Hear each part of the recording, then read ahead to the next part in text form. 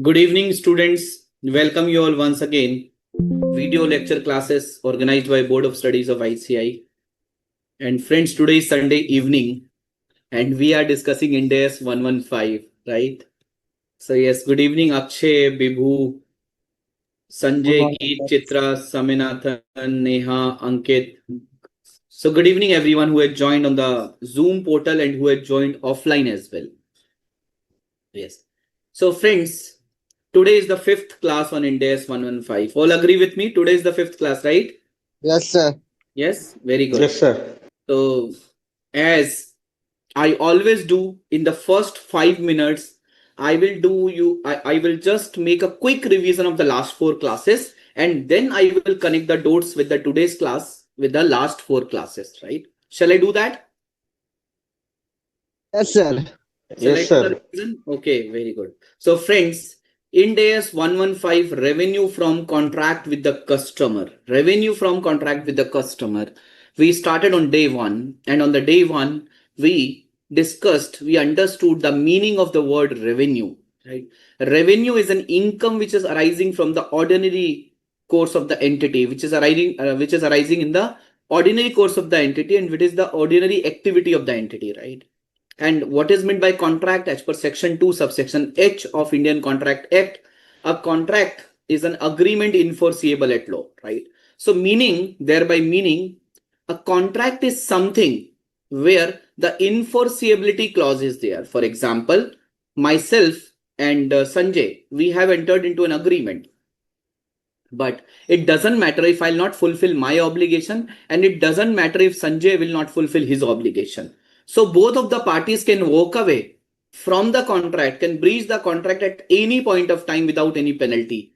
Is it a contract enforceable at law? No, sir.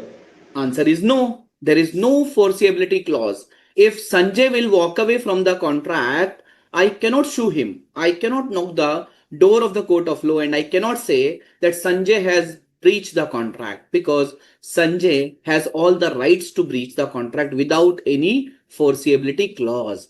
Likewise, if I'll breach, Sanjay does not have any right to sue me. Okay. Then we understood the meaning of the word customer.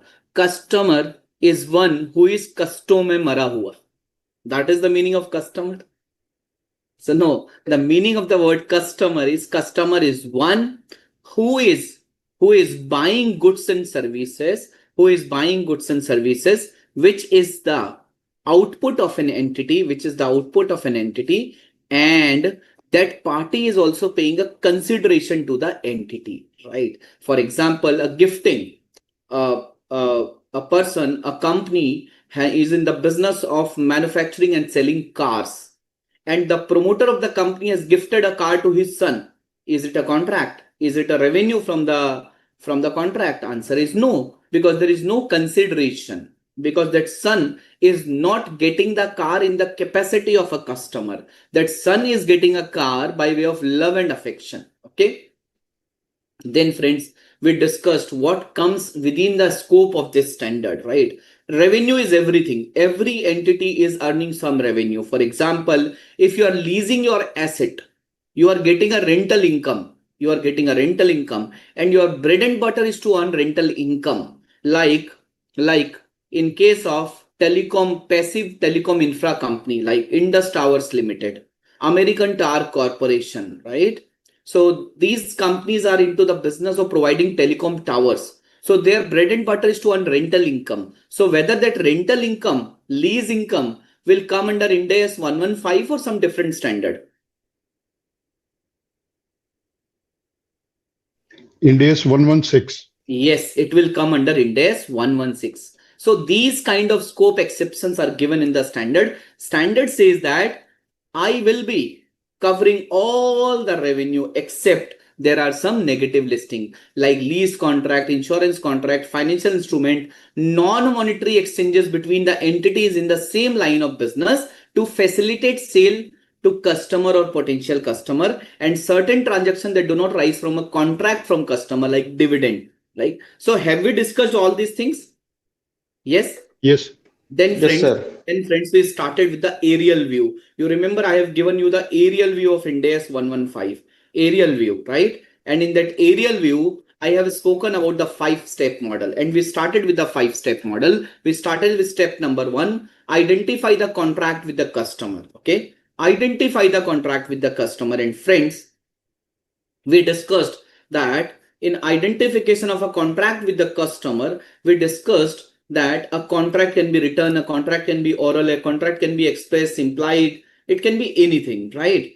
And friends, we also discussed that in while identification of a contract with the customer, there are certain steps, and the most important step was, in case of a contract with the customer, the entity has to recognize the revenue only to the extent there is a certainty of collection. The certainty of collection exists only to that extent entity has to recognize the revenue. I hope my Excel file is visible.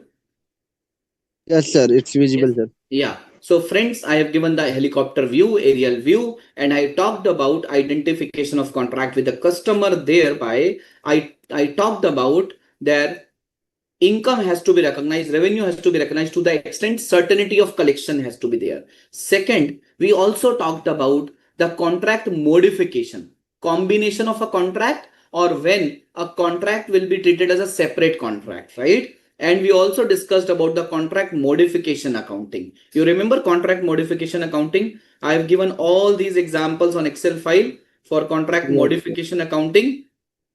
So we talked about contract modification. When a contract modification will be treated as a new contract, for example, there is a change in the scope of the contract, right?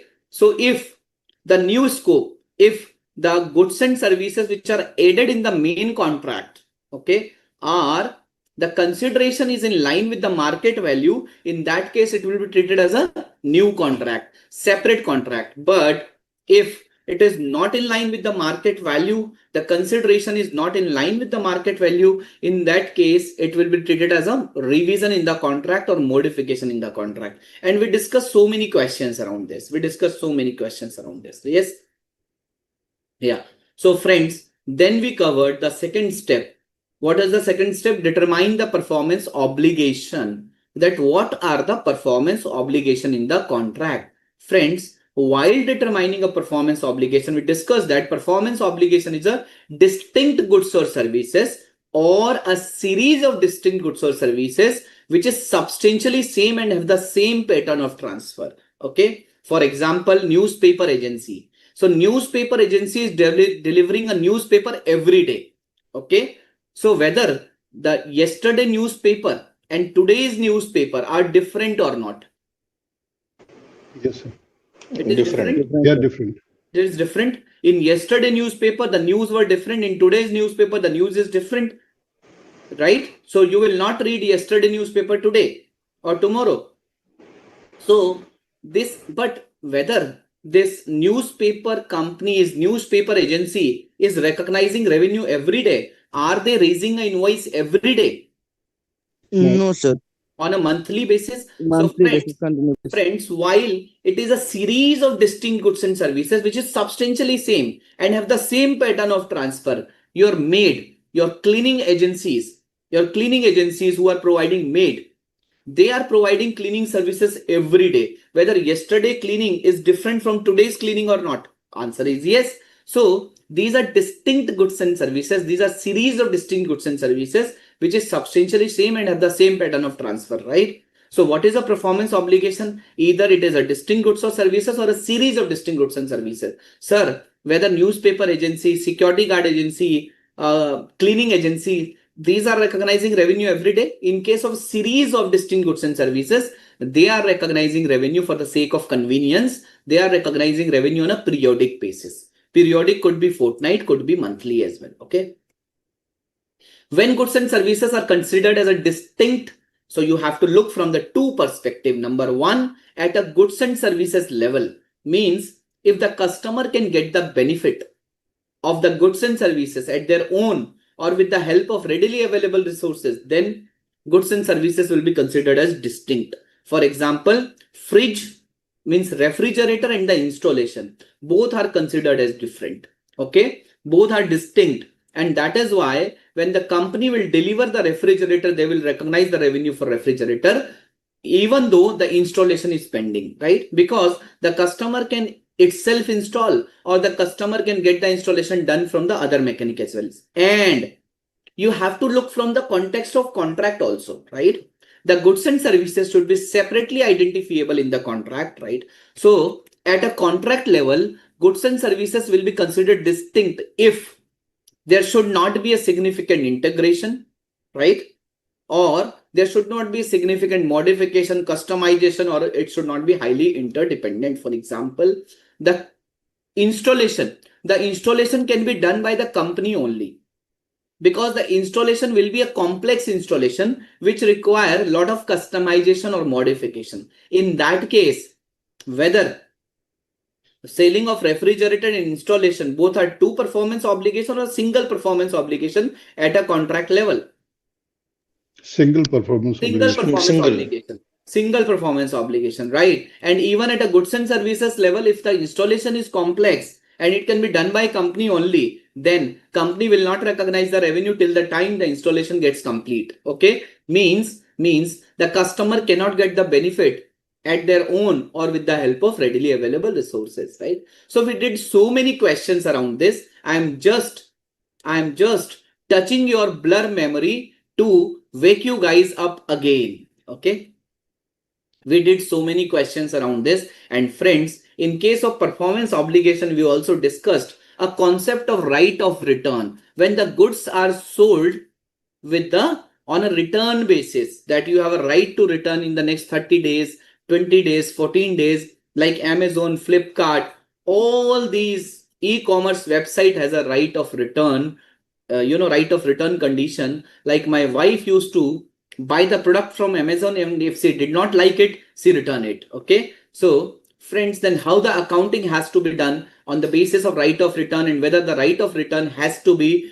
treated as a separate performance obligation or it will not be treated as a separate performance obligation, we discussed. But to cut a long story short, right of return is not considered as a separate performance obligation. Okay, and accounting entry we discussed, right?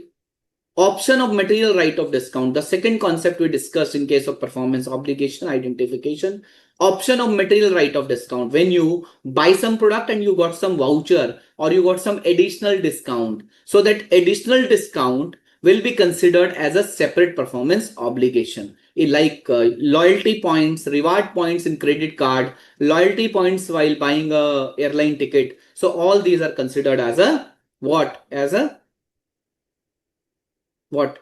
Separate performance obligation. Then friends, we discussed the concept of warranties. You remember assurance type warranty and service type warranty. The warranty which comes with the product is known as an assurance warranty, and the extended warranty are known as service warranty. So extended warranties are treated as a separate performance obligation, but the warranties which comes with the product is not considered as a separate performance obligation. Okay, so we discussed determination of performance obligation. Then we discussed the meaning of transaction price. Transaction price is a price, an amount which the entity expects in exchange of transfer of goods and services. Right?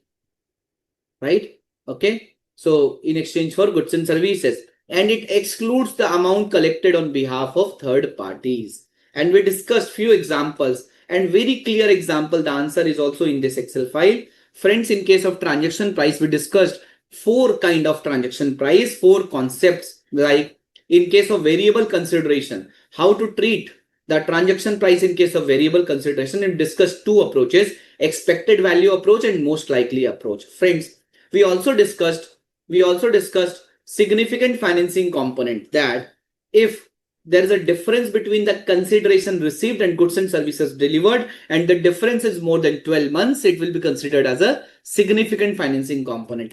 Non-cash consideration we discussed, if the goods and services are exchanged with a barter transaction, no cash is received. In that case, the revenue has to be recognized on the basis of fair value of the goods and services received. Okay, and if it is not available, then fair value of the goods and services transferred. Consideration payable to a customer, we also discussed. If consideration payable to a customer, the entity is paying to the customer, right? So why the entity will pay to the customer? If entity is paying to the customer without any reason, there is no distinct goods and services, then that payment to customer will be treated more like a discount. Okay, it will be netted off from the revenue. But If the entity is paying to a customer for the distinct goods and services, in that case, if the entity is paying to the customer which is equal to or less than the fair value of the goods and services procured from the customer, then the cost needs to be recognized for the amount paid. But if the consideration payable to a customer is more than the fair value, then the excess which is beyond the fair value needs to be reduced from the revenue, needs to be reduced from the transaction price. Then friends, we discussed how to allocate the transaction price, and we discussed that transaction price shall be allocated on the basis of standalone selling price of the performance obligation. And friends, we discussed that if the standalone selling price is not available, then we have to estimate, we have to calculate the standalone selling price basis AMMA approach, CPMA approach, AMMA approach, CPMA approach, and RA approach. Adjusted market assessment approach, cost plus margin approach, and residual approach. And we discussed examples of all these approaches, and we also discussed the concept of allocation of discount to performance obligation and allocation of variable consideration to performance obligation. We discussed these two examples as well. I hope this is clear to everyone. I hope the last 4 days is clear to everyone. Yes, sir. sir. Clear, sir. And have you found this useful? Have you found this revision useful? Very much useful, sir. Yes, sir. Okay. This 10-minute revision have completely revised all the 4 days things. Very good. Great. Thank you. Yes. So friends, Sir, illustration number 56. can you please unmute? Can you please unmute and can you please unmute? Can you please mute and write on the chat box? Because there is a lot of echo behind. Okay, sir. Okay. Yes, very good. So friends, now we have landed into the 5th step. What is the 5th step? Recognize revenue over a period of time or at a point in time. Right. At a point in time or over a period of time. Friends, as I told you, this standard is a customer-centric standard. Okay. And friends, this standard says that once you identify it as a contract, you also identified the performance obligation. You also know the transaction price. You have allocated the transaction price into the multiple performance obligation. Now the question comes, when you have to recognize a revenue, right? And the revenue has to be recognized either at a point in time or over a period of time. Now the question comes, when you will recognize revenue at a point in time, or when you will recognize revenue at a over the period of over a period of time. So when you will recognize revenue at a point in time, or when you will recognize revenue over a period of time, right? So this is the concept. This is the concept. Just a minute. Let me switch on my AC. So friends, this standard talks about transfer of control, right? So if the control has been transferred at a particular date, at a particular point in time, then revenue has to be recognized at a point in time. If the control has been transferred over a period, then revenue has to be recognized over a period of time. Correct? So let's understand with the help of an example, and then we will come to the guidance given in the standard. Okay. The entity has sold a Skoda Kushaq to the customer on 1st October 2024 with 5 free maintenance service every year.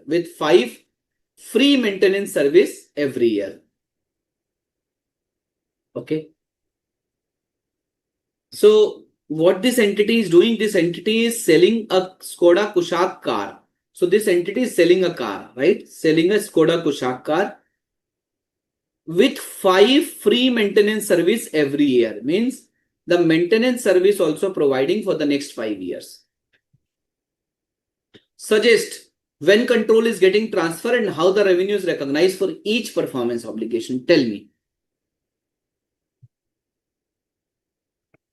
Sir, For car, the performance obligation will be satisfied as when cars get transferred, and for maintenance services when and availed. So for car, control is transferred at a point in time. Means when the car has been delivered, when the car is given, then risk and reward of the car has also been transferred. Yes. So for car, control is transferred at a point in time, that is on 1st October 2024. But for maintenance service, the control is transferred over a period of time, that is next 5 years. If customer will say that you have to give me 5 services over the 5 years, can you give me all the 5 services today only? So of course the company will not provide. So who is having a control? The control is with the company, right? With the Skoda company, right? And they are transferring the control. So within 1 year, they are saying within 1 year, you have a right to have only one service. Okay. So the control is getting transferred over a period of time. And hence, for the maintenance service, the revenue has to be recognized over a period of time. Friends, when performance obligation will be satisfied? So the question is, when performance, so revenue has to be recognized when performance obligation will be satisfied. Now the question is, when performance obligation will be considered as a satisfied? So performance obligation will be considered as satisfied at the time when the control is transferred to the customer, right? And when control is transferred to the customer, either at a point in time or over a period of time, right? So performance obligation कब satisfy माना जाएगा? जब control customer को transfer होगा. और control कब transfer होगा customer को? या तो किसी पर्टिकुलर डेट पे होगा या ओवर द पीरियड होगा. Either it is at a point in time or either it is over the period of time. Right? Right. So friends, over a period of time, the guidance is given in Ind AS 115. So when it will be considered as that the control is transferred over a period of time, the guidance is given in Ind AS 115. But for at a point in time, the guidance is not given in Ind AS 115. So if the conditions which is given for Ind AS 115, if the condition relating to over a period of time will not met, then control is transferred at a point in time. Are you getting me? So control कब over the period transfer होता है, इसका guidance दिया है standard ने. तो अगर वो गाइडेंस के हिसाब से अगर वो कंडीशन मीट नहीं करता, control is transferred at a over the period of time, then कब माना जाएगा? कंट्रोल कब ट्रांसफर हुआ? At a point in time. At a point in time. As simple as that, at a point in time. Yes. So it will be considered as at a point in time. So friends, when you will recognize revenue, you will recognize revenue when performance obligation will be satisfied. When performance obligation will be satisfied, when control will be transferred to the customer. When control will be transferred to the customer at a point in time or over a period of time. So in Ind AS 115, the guidance is given that when it will be considered as the control is transferred over a period of time. Okay. So if that condition will met, then it will be considered that the control has been transferred over a period of time. But if that condition is not met, then it will be considered that control has been transferred at a point in time. So if control is transferred at a point in time, then revenue is required to be recognized at a point in time. If control is transferred over a period of time, then revenue has to be recognized over a period of time. Right? This is the guidance given in the standard. Sir, what is the guidance? Okay. So when control will be considered to be satisfied over a period of time, this is the guidance given in the standard. The control will be satisfied over a period of time when any of the following condition will be met.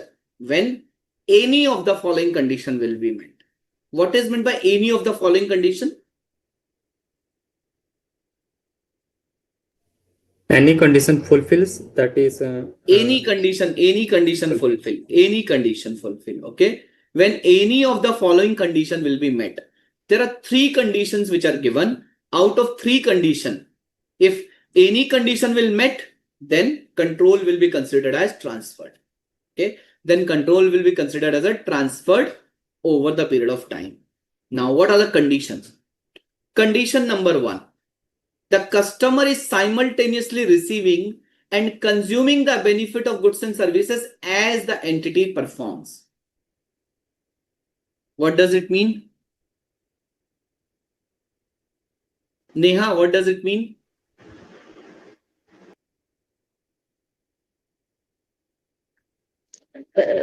Sir, service is being consumed at the time it is performed. For example, when a doctor is treating a patient, service is being consumed at the very moment. Okay. So customer is simultaneously receiving. So it is talking about, for example, a series of distinct goods and services. Okay. So the customer is simultaneously receiving and consuming the benefits of goods and services when the entity performs. So you have hired a newspaper vendor. Every morning that newspaper vendor is throwing a newspaper in your balcony, right? So tell me whether every day when the newspaper vendor is delivering the newspaper to you as a customer, are you simultaneously receiving and consuming the benefit of that newspaper? Yes, sir. Yes, sir. Yeah. Okay. So you have entered into a contract with the Group 4 security. Have you heard about G4S, Group 4 security? Have you seen their security guard? It's a big company. SIS, G4S, SIS, these are the big listed companies, right?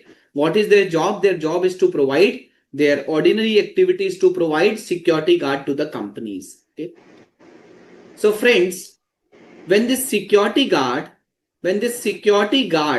is providing service to the company, whether the company is simultaneously receiving and consuming the benefit of those services? Yes, sir. Yes. Yesterday full day, the security guard was there. So he was ensuring, you must have in your articleship period, you must have seen when you enter to the client premises, the security guard is noting your name, number, everything. He's checking your access card, right? So every day security guard is providing the security service and the entity is receiving and consuming the benefits of the goods and services as the entity performs. Yes? Right? Okay? Yes, sir. So Yes, sir. condition number one, if the entity is simultaneously receiving and consuming the benefits of goods and services as the entity performs, so when the entity delivers something and the customer is also enjoying and consuming the benefit, then it will be considered as performance obligation is satisfied over a period of time. Performance obligation is satisfied over a period of time. So friends, like newspaper agencies, security guard services, gym services, electricity, water, so these companies are recognizing revenue over a period of time, right? Condition number 2, the customer control the asset and as it is created or enhanced, the benefit passed on to the customer. The customer controls the asset and as it is created or enhanced, the benefit passed on to the customer. What does it mean? Work in progress. Work in progress. So I have a plot of land. I have entered into a contract with a contractor that you need to construct 3-story building on my plot of land. You need to construct 3 floors. The contractor has constructed 1 floor out of 3 floors as of now. Now the question is, who controls this asset? Who is controlling this asset? The contractor or the customer? Customer. The customer. Why? Because he is having the ownership of the property and the possession of the property. Yeah, so he is having the land, right? So the construction is getting on his land, right? So the contractor cannot say that if you will not pay me, I will take the entire first floor along with me. Can he say that? No, sir. No, he cannot say that. The maximum what he can say, he will stop working for future. Correct? He will stop working. And he will say that I will only construct further if you will pay me the money. That's all. So friends, the customer control the asset, and as it is created or enhanced, the benefit passed on to the customer. The benefit passed on to the customer. So friends, tell me in this case, this land, this asset belongs to the customer. And this contractor has constructed first floor or ground floor, let's say. If the contractor will go, if the contractor will stop working, if the contractor will stop working and the customer will engage another contractor, the customer will start the work from scratch or the customer will get the work done on the next floors. Next floors. From next floor, sir. Of course, on the remaining floors. So the customer will enter into the contract with the new contractor for the remaining floors. As simple as that. So in this case, from the entity perspective, whether the customer control the asset, answer is yes.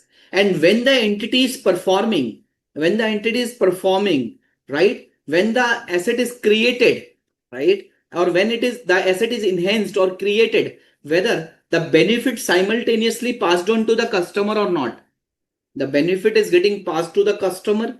You have entered into a contract with a painter from the Asian Paints, and you have 5 rooms, and the painter has done the painting in 2 rooms. He has painted 2 rooms. So whether you will get the 3 rooms subsequently painted from the other painter, or you will start getting the painting were done for all the 5 rooms, only for 3 rooms, right? Because this is in control of the customer. So whenever the entity is performing, whenever the asset is created or enhanced, the benefit passed on to the customer. Okay. So in this case, if the customer control the asset and as it is created or enhanced, the benefit passed on to the customer, it will be considered as a performance obligation is satisfied over a period of time. Friends, but what happens if this customer entered into the contract, this land belongs to the contractor, and the customer entered into the agreement to purchase a flat, and the land belongs to the contractor is doing the construction work. So in this case, whether condition number 2 will be satisfied, whether condition number 2 will met, why? No, Why sir. no? No, sir. Why Because no? land is in the possession Control of is the with customer. control is with the builder. Because Control is with the builder. Control Yeah. is with the contractor, vendor. Control is not with the customer. The asset is not in the control of a customer. It is in the control of a building or builder or a contractor, right? Condition number 3. So first condition we discussed, the customer is simultaneously receiving and consuming the benefit of goods and services as the entity performs. Second, the customer control the asset as it is created or enhanced and enhance the benefit passed on to the customer. Third, the entity's performance does not create the asset with alternative use, and the entity has a right to receive the consideration to the extent the work has been performed. For example, you know from which entity, from which country India is buying the fighter jets? किससे deal की? France, France, sir. Rafael. France.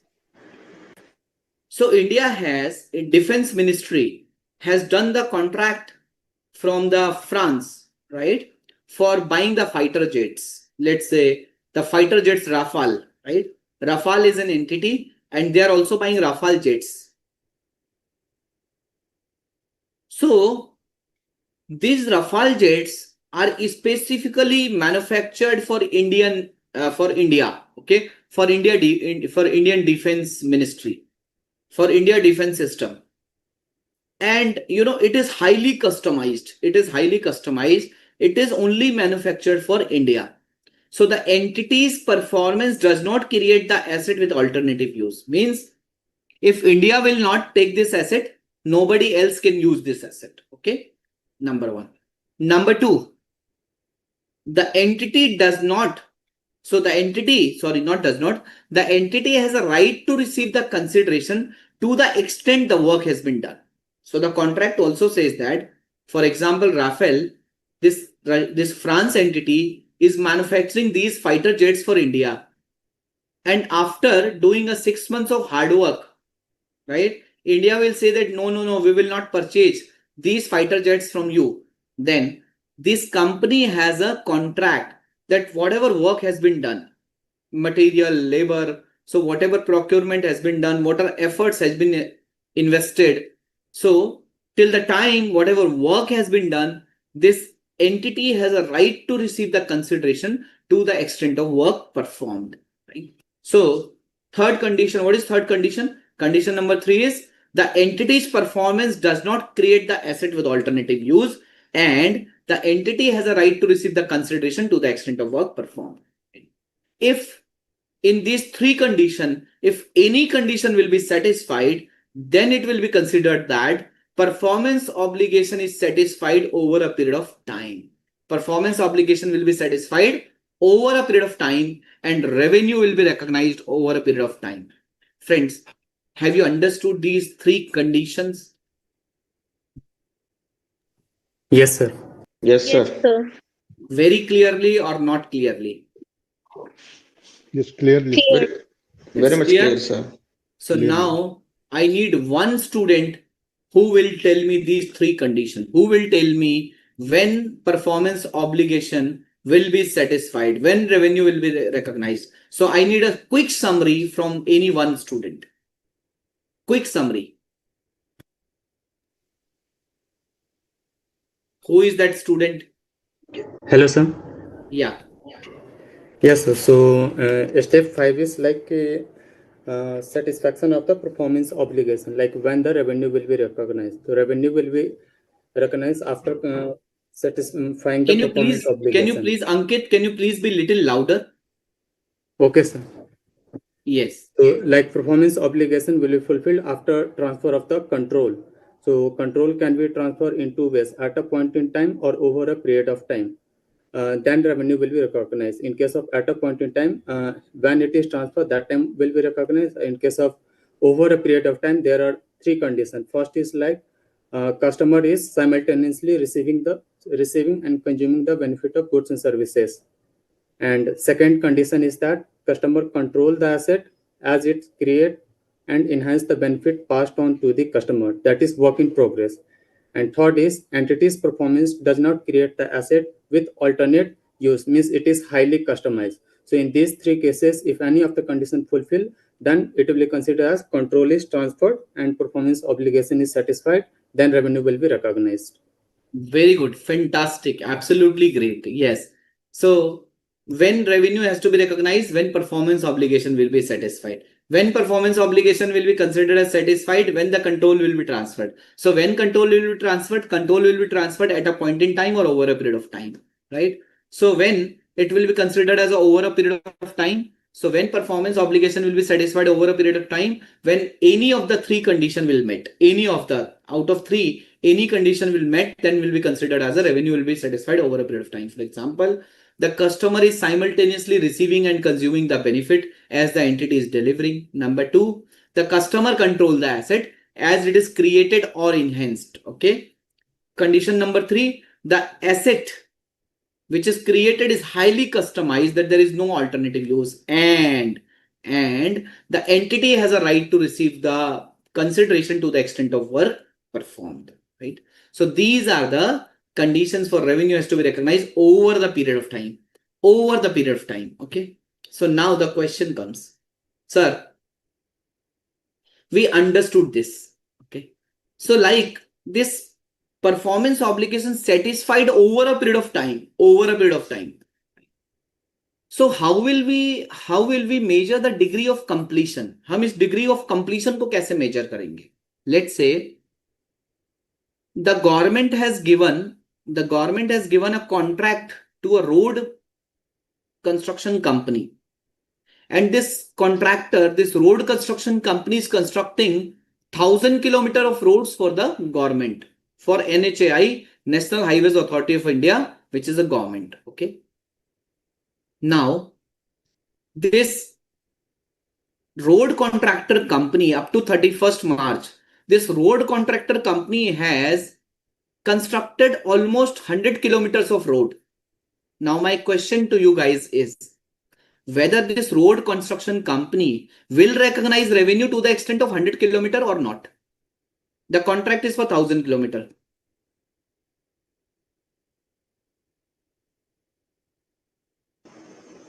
Tell me whether this road construction company will recognize revenue at a point in time when the entire 1000 kilometer will be constructed, or the road construction company will recognize revenue to the extent the patches are completed. Like this road construction company has completed 100 kilometers. Revenue will be recognized over a period of time. And in this case, for 100 kilometers, it will recognize the revenue. So why you are saying over a period of time in these three bucket, where it is getting fitted in these three bucket, where it is getting fitted? Condition 2. Sir, it's fitted under condition number 3, sir. So number 1, condition number 1. So have you ever traveled on any highways? Have you ever traveled in any highways? On any highways? Yes, sir. You must have seen the road construction work is going on, and let's say the 5 kilometers of highway is constructed. So you are enjoying a drive, and by the time you are praising to the government, so the 5 kilometer patch is over, and again you dump to a very kind of a bumpy road, right? And on the remaining highway, the construction work is going on. Have you seen that or not? I have seen that multiple times. Yes, sir. Yes, sir. देखा होगा ना आपने? Very much familiar. Very much. So what government has done? So whenever the road construction is over for, let's say, 10 kilometer, 20 kilometer, so at least for that patch, they have started this, and then after completion of this good patch, so they just put the barriers and the direction that please, road is closed, the highway work construction is going on, and then just to take the left or right. Okay. So friends, condition number 1, the customer is simultaneously receiving and consuming the benefit of goods and services as the entity performs. Whether condition number 1 is getting ticked or not in this case? No. Why no? Yes, sir. For 100 kilometers is met, sir. Condition number 1 is met. Yes. So who is the customer? So who is the customer for road construction company? Government. And who are the user? Public. Public is the user, right? Condition number 2, who control this land? Who control? Government. Government. So the road contractor agency will not say that whatever I have constructed, I will just, take this road along with me. He cannot say that. Or he cannot say that the road is in my control. The road is in government's control. It's a public property. Okay. Condition number 3, whether entity is creating an asset with alternative use. If government will not like it, he will put the road any other side. He will put the road to a different customer. No, sir. Of course, no. And of course, we are not aware what the contract says, and the entity has a right to receive the consideration to the extent of work performed. So almost in this example, almost all the 3 buckets are getting ticked, right? Now the question is, let's say the government has awarded 1000 kilometer of contract. Okay. Now entity has to recognize the revenue, because revenue has to be recognized over a period of time. The entity has to recognize the revenue. So now the question is to measure the performance. Okay. So performance is getting satisfied over a period of time. And to measure the performance, how to measure the performance? Okay. So how to measure the performance obligation or progress on the contract? How to measure that? So standard has given you 2 methods, input method, output method. Input method is known as internal method. Output method is known as external method. Input method is internal method. Output method is known as external method. Right. And what is input method? So what this company will do, this company will itself go and measure. This company will itself go and measure the road. Right.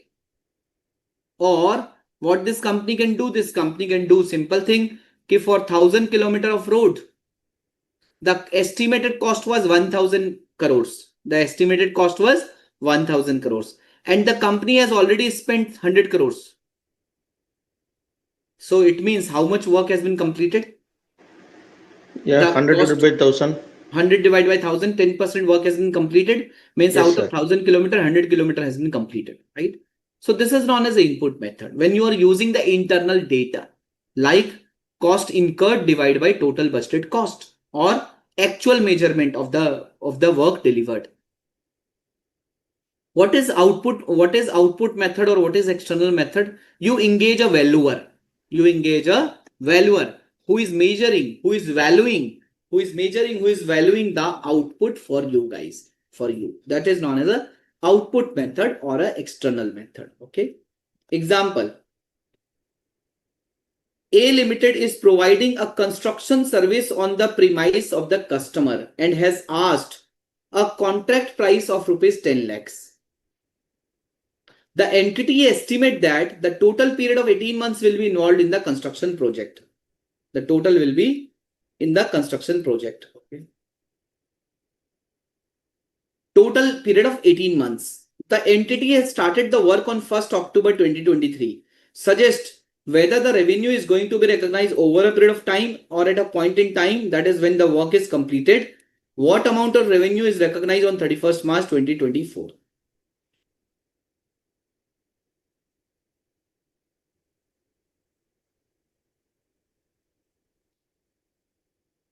क्या होगा answer?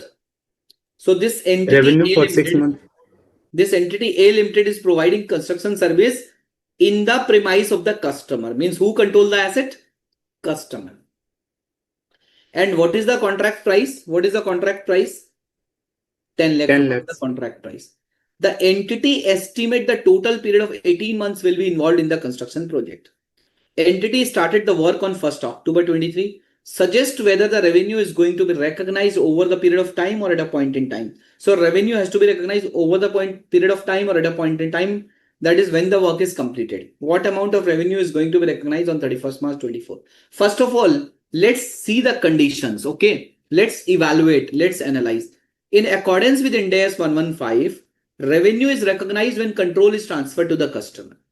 If control is transferred to the customer over the period of time, then performance obligation is also satisfied over a period of time, otherwise at a point in time.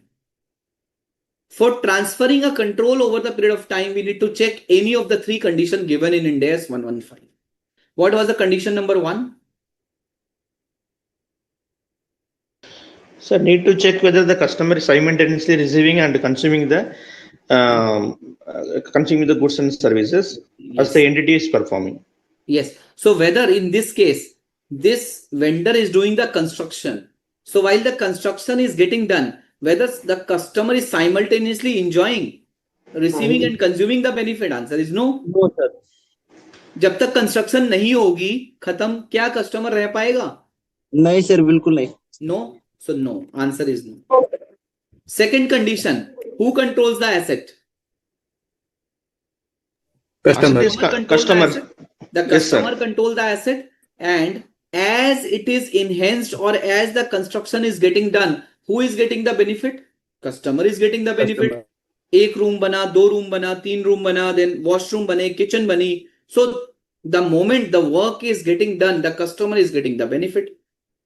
Condition number 3. Condition number 3, that whether it is of alternative use or it is not of alternative use. There is no alternative use. So because it is created in the premise of the customer, so there is no alternative use, and assuming the contractor has a right to receive the consideration to the extent of work performed. आजकल तो क्या करते हैं contractor? So I have got my renovation done for my flat. You know, the interior used to ask me always advance, right? So he has all the money before completion of task. He has all the money. Okay. So condition number 2 and 3 is meeting. Hence, in this case, revenue is recognized over a period of time. Hence, the revenue needs to be measured basis the progress of completion. The progress of completion can be determined by using input method or output method. Is that clear? Is this question clear? समझ आ गया? Yes, question clear. नहीं आया? Yes, sir. Clear, sir. अब इसको major कैसे करेंगे? Major कैसे करेंगे? Either by input method or output method. What is input method? For example, the entity has determined that the total cost of the project was 9 lakh, and up to 31st March, the entity has incurred a cost of 2.7 lakh. So what is my percentage of the work completion? Progress of completion is equal to cost incurred by total budgeted cost. So 2.7 divided by 9 gives you 30%. So revenue has to be recognized up to 31st March 24 is equal to total transaction price multiplied by percentage completion. 10 lakh multiplied by 30%. 10 lakh was the transaction price, contract price. Correct? दिया था ना question में? Yes, sir. Your revenue is 3 lakh and cost is 2.7 lakh up to 31st March 24. What is output method? The entity has engaged a surveyor to assess the percentage of completion. The surveyor has assessed and identified that 25% of the work has been completed. Then they have identified that 20% of the work has been completed. Revenue to be recognized up to 31st March 24 is equal to total transaction price multiplied by percentage completion. So 10 multiplied by 25%. Okay. Is this clear? Yes, sir. Yes, sir. Very much clear? Very much, sir. Yes, sir. Clear. Now, Yes, sir. the standard also guides you, the standard also prescribes you that few exclusions while computing percentage completion in input method. What it says that abnormal cost. If there is an abnormal cost, you need to exclude the abnormal cost while computing the percentage completion. Logical or not? Logical bhi hai. Yes. For example, the total budgeted cost is 10 lakh rupees. And the customer expects that total 1000 bags of cement will be required for the entire completion of this task, entire completion of the construction. 1000 bags. Now, customer has only put 100 bags on the site, construction site. And out of 100 bags, 80 bags were stolen. 80 bags were stolen by thieves. 80 bag chori ho gaye. So what is the cost incurred? 100 bags, right? But 80 bags were stolen, right? While the cost is incurred for 100 bags. So saying that 10% of the work has been completed, is it the right statement? No, sir. No, because वो 80 bags तो लगे ही नहीं ना construction में. Those 80 bags were not used in the construction. Had those 80 bags used in the construction, you are right. 10% of the estimated 10% of the work has been completed. But 80 bags were already stolen. 80 bags were not used in the construction. So how can you say that 10% of the work has been completed? So that is why standard has said that. That is why standard suggested that whenever you use input method, whenever there is any abnormal cost, that abnormal cost should be excluded. So in this case, instead of saying 100 bags cost, we need to take only 20 bags cost. So we can say that 2% of the work has been completed instead of saying 10%. Is that clear? Is that clear, friends? Yes, sir. Yeah? Very good. I hope it is clear to everyone, each and every one of you. Yeah? So abnormal cost needs to be removed and major cost of equipment ordered on behalf of customer and lying uninstalled has to be excluded. For example, the customer has entered into a contract with the contractor for construction or renovation of his house. For construction and renovation of his house. So, while construction was going on and it was a 30 lakh rupees of material plus labor contract. 30 lakh रुपए का material और labor का contract था. During the contract, the customer told to the contractor that I want to install the lift escalator or lift in my premises. I want to install my escalator or lift in my premises. These equipments are very costly. And the customer requested the contractor, can you please purchase on my behalf? Right? So the customer requested and the contractor on good faith, the contractor has purchased those lifts and delivered to the premises of the customer. These are lying uninstalled. It costed 20 lakh rupees. So can the contractor say that I have spent 20 lakh rupees and your total contract is 30 plus 50 lakh? I have already given you the lift of 20 lakh. So I can say that this percentage of the work has been completed. Answer is no. So standard says that while computing the percentage completion method, you need to remove the abnormal cost and you need to remove the major cost of equipment ordered on behalf of the customer, which is lying uninstalled. You need to remove that. Okay. This is what this guidance is saying. This is what this guidance is saying. Okay. Is this clear? Any question up to this level? Any question? कोई भी सवाल अभी तक? Any Sir, question? I have one doubt. Yes. Like suppose there is expectation that 1,000 cement bag will be required for completion of the construction.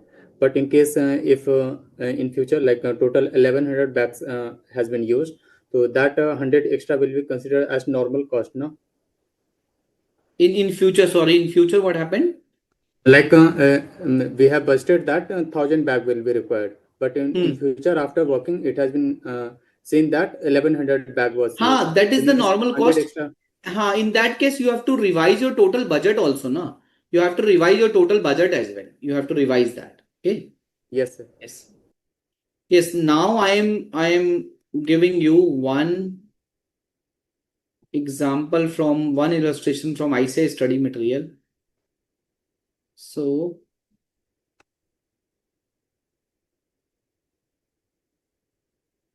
just hold on for a moment. I'm just finding that illustration.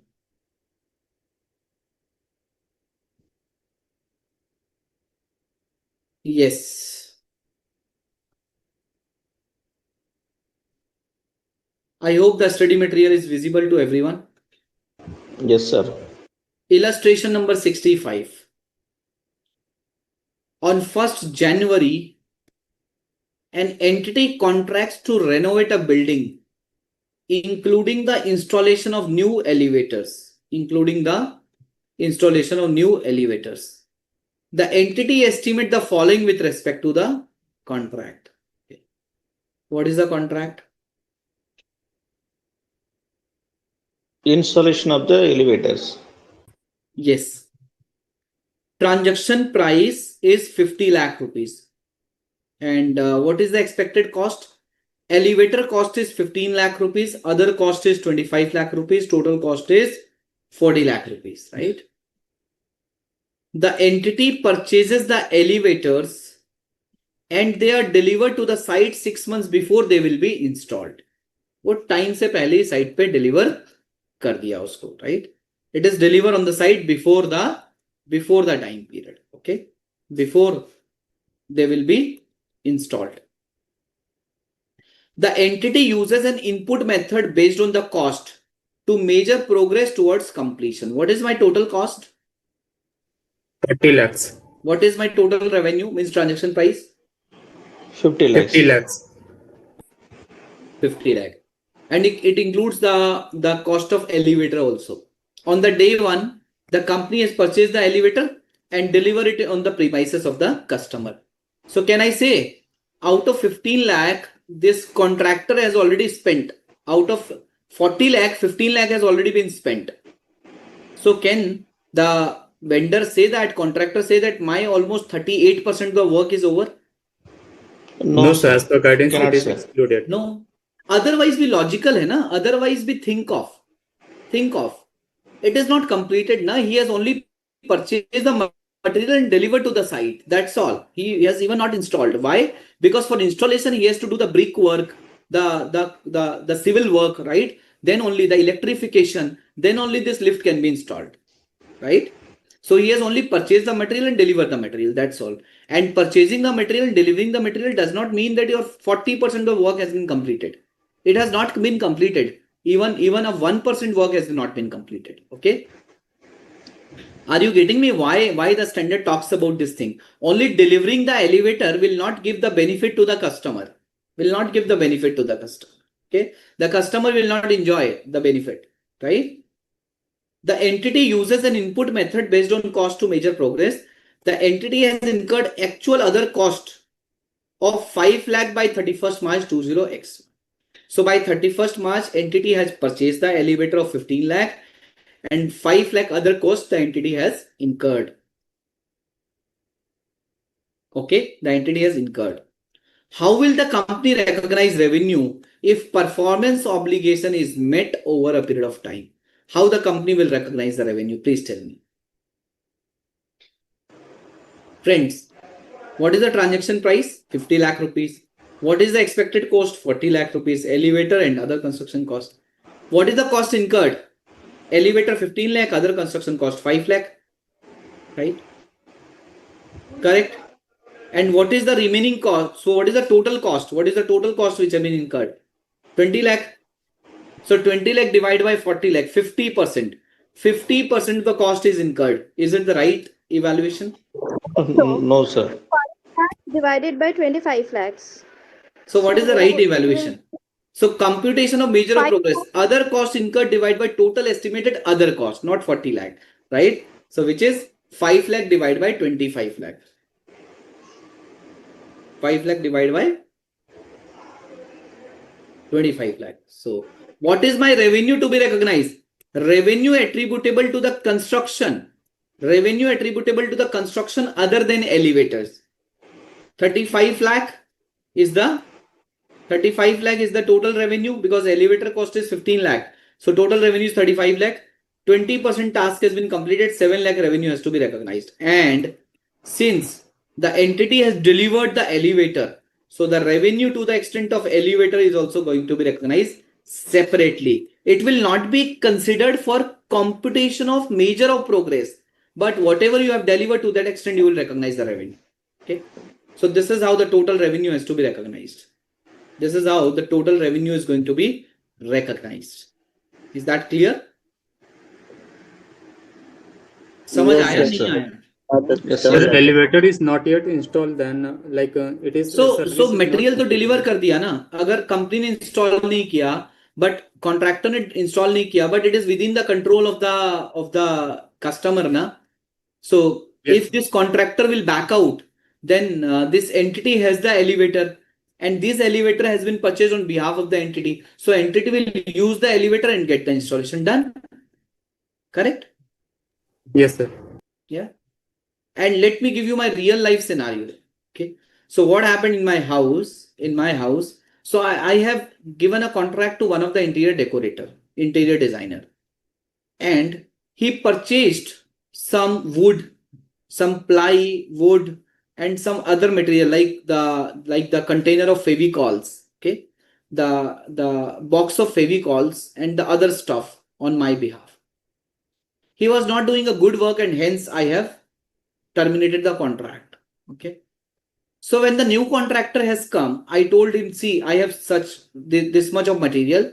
So I'll not give you the money for these material, right? And whatever your transaction price will be there, it has to be reduced to this extent. So he agreed to that. Okay. So friends, what we have covered today, step number 5. Recognize revenue when or as performance obligation are satisfied. We talked about 3 steps. This one, and this one. Okay. If none of the criteria are met, controls transferred at a point in time. If control transfer over time, an entity selects a single input or output method to measure a progress. Okay. To measure a progress, right? This we discussed, output method, input method. Yes, now one of the question from ICAI study material, illustration number 59. Minitech Limited is a payroll processing company. Minitech Limited enters into a contract to provide monthly payroll processing services to ABC Limited for 1 year. Determine how entity will recognize the revenue. How? Every month they are giving payroll services. कैसे revenue recognize करें? Monthly basis. monthly basis. Over a period of time. For 12 months, whether this entire revenue has to be recognized after 1 year or over the period of time. Over the period of time, sir. Series है Oh. sir, पूरा series में. Over the period of time, right? So monthly basis. Payroll processing is a single performance obligation. It's a series of distinct goods and services. On a monthly basis, as Minitech Limited carries out the payroll processing, the customer ABC Limited simultaneously receives and consumes the benefit of entity's performance in processing such payroll transaction. When the April month payroll has been processed, employee got the salary for April month. When May, then May salary, June salary, July salary. Means the customer is getting simultaneously getting the benefit. Further, once the service has been performed for the particular month, in case of termination of the agreement, क्या होगा after 6 months? If this Minitech company will stop doing the payroll processing, then what happened? It can be done by some other person, sir. Some other person since beginning or after 6 months? After 6 months. Because for past 6 months, the payroll has already been processed, the salary has been credited to the employee's account, right?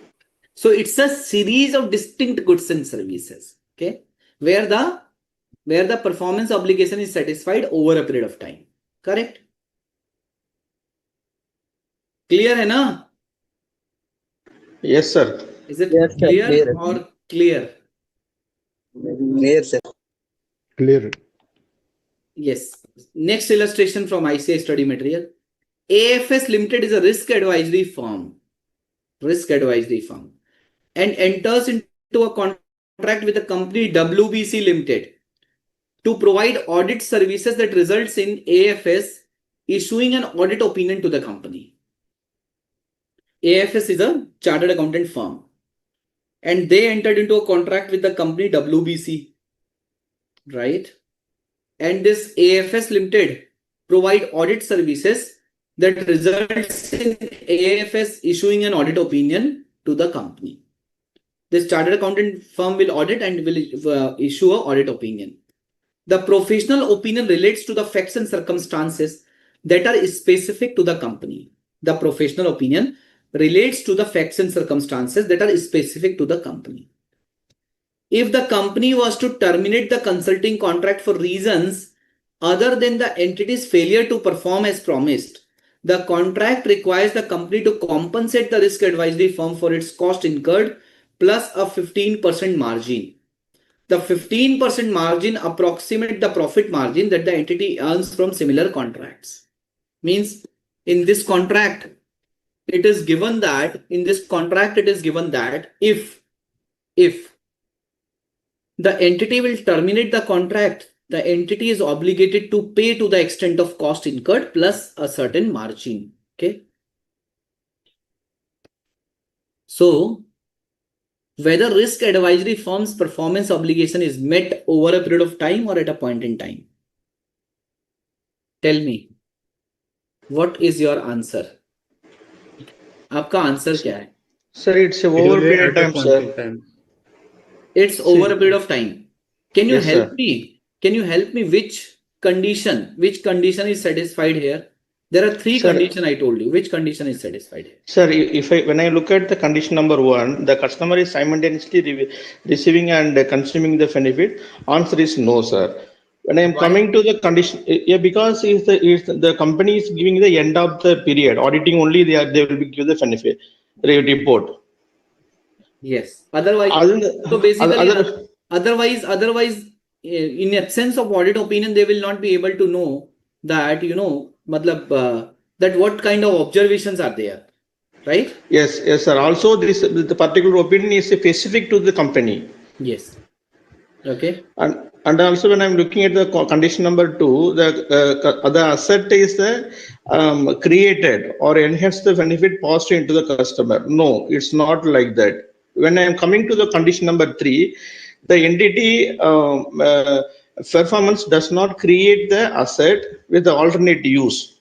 And the entity, there is no alternate use also. This report is specifically is going to give for the particular company, this company, which means under condition also is satisfied. The entity have a right to receive the consideration to the extent whatever the work is performed. So condition number is 3 is satisfied on this case, sir. So You're it is absolutely right. Yes. You're so will be absolutely considered right. as over. Yes. So let me show you what is written in the ICAI study material, and he is absolutely right. So AFS has a single performance to provide an opinion on the professional audit service proposed to be provided in the contract with the customer. Evaluating the criteria for recognizing revenue over a period of time or at a point in time, 115 requires one of the following criteria to be met. As rightly mentioned by Saminathan, that criteria number A, whether customer simultaneously receiving and consuming the benefit from services provided by AFS, answer is no. Because whenever you guys are auditing, so whether your auditee is simultaneously getting the benefit, answer is no. He will getting the benefit only when you issue an audit opinion, right? So for him, the final deliverable is audit report, audit opinion, right? So he is not receiving the benefits simultaneously. So companies shall benefit only when the audit opinion is provided upon completion. Further, in case the contract was to be terminated, any other firm engages to perform similar service have to be substantially re-performed. Right or not? If Deloitte is doing the audit service, in between the contract was terminated, so tomorrow KPMG will come. So whether KPMG will do the entire audit or KPMG will rely on the part of the audit on Deloitte? They will do entire audit. They will redo the entire audit. KPMG will re-perform. They will re-perform the entire audit. KPMG will re-perform the entire audit because the responsibility now shifted to KPMG. They have to issue the audit opinion. So they have to, they have to gather the audit evidence. They have to work on the working papers, audit working papers, because they have to issue an opinion. So criteria number A is not meeting. What is criteria number B? An asset is created. An asset is created which the customer is controlling. So this is a service contract. So no any asset is created in this case. So criteria number B is also not clear. The criteria number B is also not satisfied. Criteria number C, no alternate use to entity and right to seek payment. So the service provided by the CA firm are specific to the company, means others cannot be get benefited because this audit is relating to a specific company and this CA firm has a right to the extent of work done. So criteria C is met and hence the performance obligation has to be considered as satisfied over a period of time, right? Correct? Is that clear? Clear or clear? Clear in mind or clear from mind? Clear, sir. Clear in mind? Yes, clear in mind. Okay, very good. Mamta, is that clear? Yes, sir. Very much. Any question in your mind, Mamta? Any question? No, sir. No question today? Okay. Yes. Let's do this illustration also. Illustration number 62. Space Limited enters into an arrangement with a government agency for construction of a space satellite. This company, Space Limited, enters into an arrangement with a government agency for construction of a space satellite. Although Space Limited is in the business for building such satellite for various customers across the world. So they are manufacturing satellite for ISRO, NASA, many space research organization. Okay. However, the specification for each satellite may vary based on the technology that is incorporated in the satellite. And of course, it depends on the mission also. Whether it has to go into the orbit of Moon, Mars, Neptune, Uranus, Pluto. So every satellite has its own technology, right? So then, in the event of termination, company has a right to enforce payment for work completed till date. This is very important. Evaluate if contract will qualify for satisfaction of performance obligation over a period of time. Sir, answer is yes, sir. All three, yes. No, all three is not yes, but condition number 1 and 2 is not satisfied. Condition number 3 is satisfied. Like what we discussed in the AFS case, yeah, that is service, it is a asset. So I want to hear from Mamta. So Mamta, in this case, tell me whether condition number 1, and Mamta, I will ask the condition, you have to say yes or no. You have to say. So condition number 1, whether this government agency is simultaneously receiving and enjoying the benefits when this satellite is getting constructed by Space Limited? No. No, of course no. Because so they are. Have you seen the movie Mission Mangal? Have you seen the movie Mission Mangal? Yes. Yes. So in Akshay Kumar was there, and they are manufacturing that satellite, that satellite which has gone to the Mars, right? And they are constructing that, and it took months of efforts, right? So the government agency is not enjoying or not getting the benefit as it is getting constructed, because the benefit will be passed on when only the satellite is fully constructed. Number 2, whether the customer is controlling this satellite, answer is no. Yes, Mamta? Yes, answer is no. The customer does not control the satellite because it is getting constructed in the Space Limited factory. Okay. So for criteria A and B, answer is no. What is criteria number C, Mamta? Number C is there should not be any alternative use of that asset. So since it is only for this government agency, it is only for India. So does it have an alternative use for others? Space No, Limited sir. can be able to sell to other? Answer is no. Number No. 2, whether Space Limited is having a right to ask for a payment to the extent the work has been completed? Yes. Yes, yes, right? So yes, so criteria number C is met, and hence criteria C is met, and hence the revenue is recognized over a period of time. The performance obligation is satisfied over a period of time. Okay. So we discussed 4 illustrations. Yes, we discussed illustration number 59, 61, 62 and 65. These 4 illustrations we have covered. Correct? Right? So these 4 illustrations we have covered, my dear friends. Yes. Now coming to the cost of contract. Illustration number 73. Like when you recognize revenue, so in case of a contract, when you're recognizing revenue, what is your cost of contract? There are 2 kinds of cost of contract: cost of acquiring the contract and cost of fulfilling the contract. Cost of acquiring the contract and cost of fulfilling the contract. What does it mean? इसका मतलब क्या है?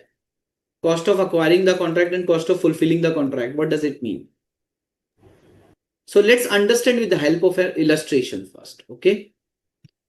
Customer outsource its information technology data center. Illustration number 73. The customer outsource its information technology data center. Term is 5-year plus 2 1-year renewal option. So friends, what is the contract term? 5-year plus 2 renewal of 1 year is allowed. Average customer relationship is 7 years. Average customer relationship is 7 years. Okay. Entity spends 4 lakh rupees on designing and building the technology platform needed to accommodate outsourcing contract. This entity spends 4 lakh rupees designing and building the technology platform needed to accommodate outsourcing contract. Okay.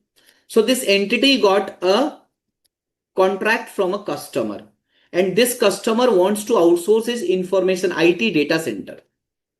So this entity spends 4 lakh rupees in designing and building the technology. This entity has spent 50,000 rupees on design service, 140 on hardware, 1 lakh on software, 1,10,000 migration and testing of data center. Okay, this is what it has spent. Illustration number 70. And what that illustration number 70 says that, let me take you to the illustration number 70.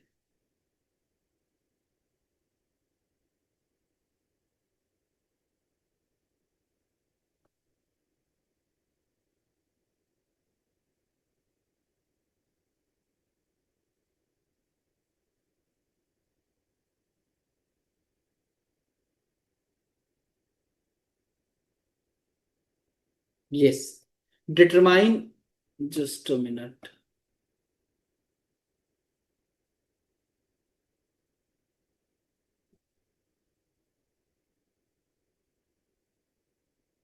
I think this illustration was illustration number 73. Sorry, not 70, illustration number 73.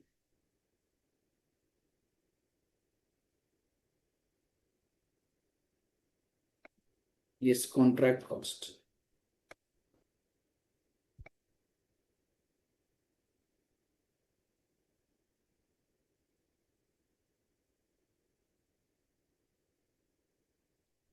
Yes.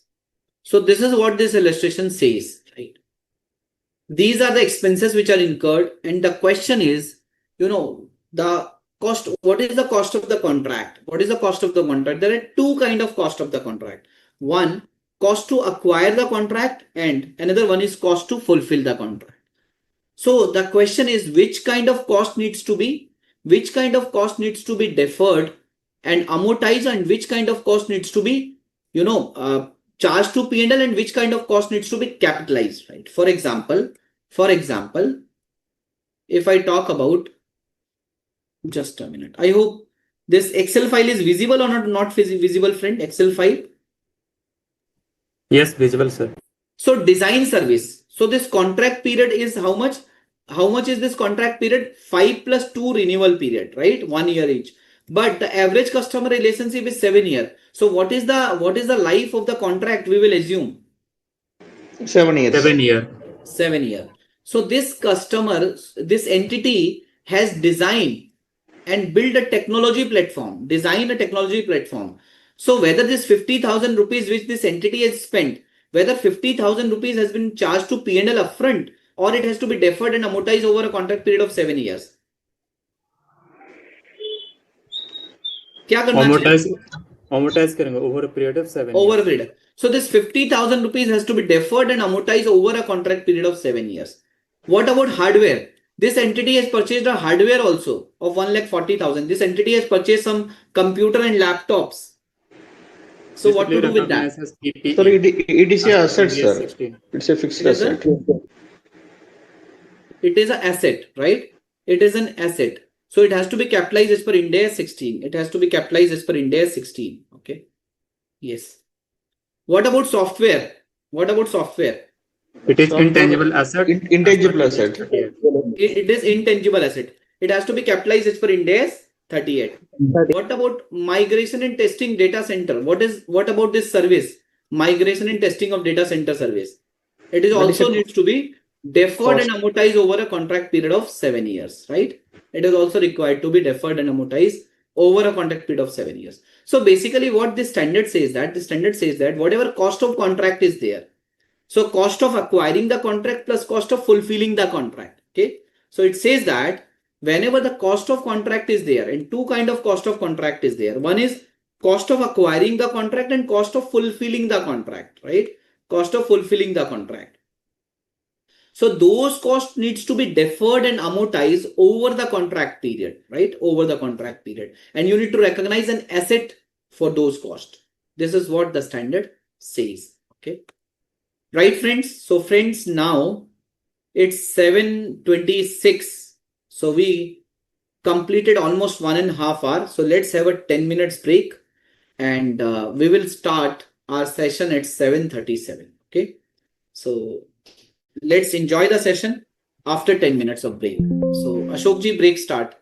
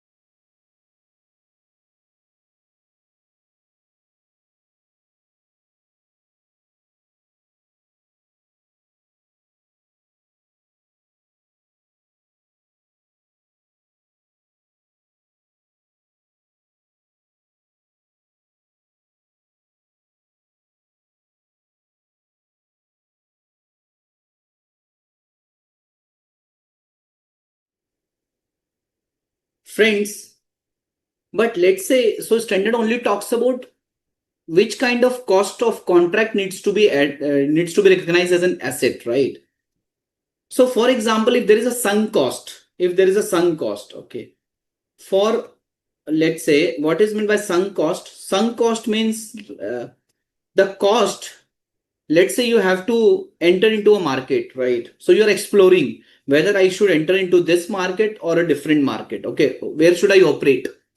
So you have incurred some expenses in the exploratory phase, right? Whether the expenses incurred in the exploratory phase, whether those expenses can be recognized as an asset and can be deferred and amortized. No, sir. Answer is no. Those expenses needs to be charged to expense. Those expenses need to be charged to expense immediately. Only those expenses, means those incremental cost which is incurred to either obtain a contract or to fulfill a contract, for those costs, you need to recognize as an asset and you need to defer and amortize over the contract revenue period. Okay. So friends, now let's move to this thing. So we have covered a lot of examples on recognition of revenue. Now one of the very important concept, right? And it is one of the important concept, which is bill and hold criteria. Have you heard about bill and hold criteria? Have you heard about our bill and hold criteria? So let me remind you. Have you ever purchased any item and told the shopkeeper that I have paid the money, but can you keep this item for next 1 hour or 1 day? I'll come and take it from you. Yes, sir. Yes, sir. Yeah. We inform. Many times. So what is that? So bill and hold means the entity, the company has billed for that item. The company has received the consideration also. The entity has received the consideration, but it was put on hold. It was put on hold means the customer hasn't took the delivery of that. The customer hasn't took the delivery of that, right? This is known as a bill and hold criteria. This is known as a bill and hold criteria. Now the question comes, if the customer has paid the consideration, but the goods are still lying with the entity, whether the entity should recognize revenue or should not recognize revenue. That is a question. What should be your answer? What should be your answer? In case of bill and hold criteria, whether entity should recognize revenue or should not recognize revenue? It will recognize revenue. It can recognize, but subject to some conditions. So why it should recognize revenue? The goods are still lying with the entity. Controlling the goods is transferred to the customer. No, just delivery is pending. Okay. So again, the revenue has to be recognized provided some condition needs to be satisfied. Provided some condition needs to be satisfied, right? For example, if the entity, friend, just give me a second. Just give me a second.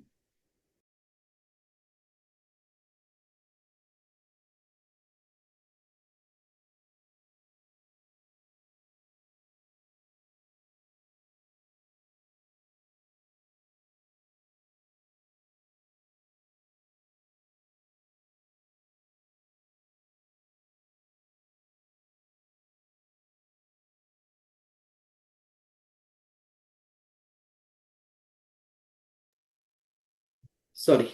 Yes.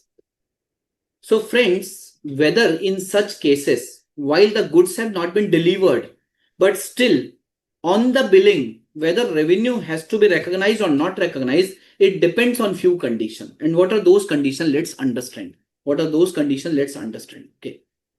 So friends, the condition number 1, the reason must be substantive. The reason must be substantive. What is meant by reason must be substantive? क्या मतलब होता है इसका? Reason must be substantive. What is meant by this? Substantive का मतलब क्या होता है?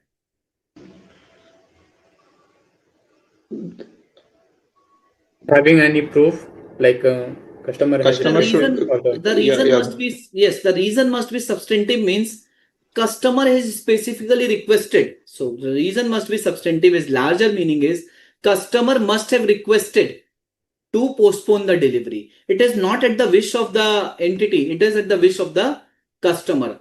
So the customer has requested the arrangement, right? The reason for bill and hold arrangement must be substantive, means the customer has requested this arrangement, that can you please postpone the delivery, right?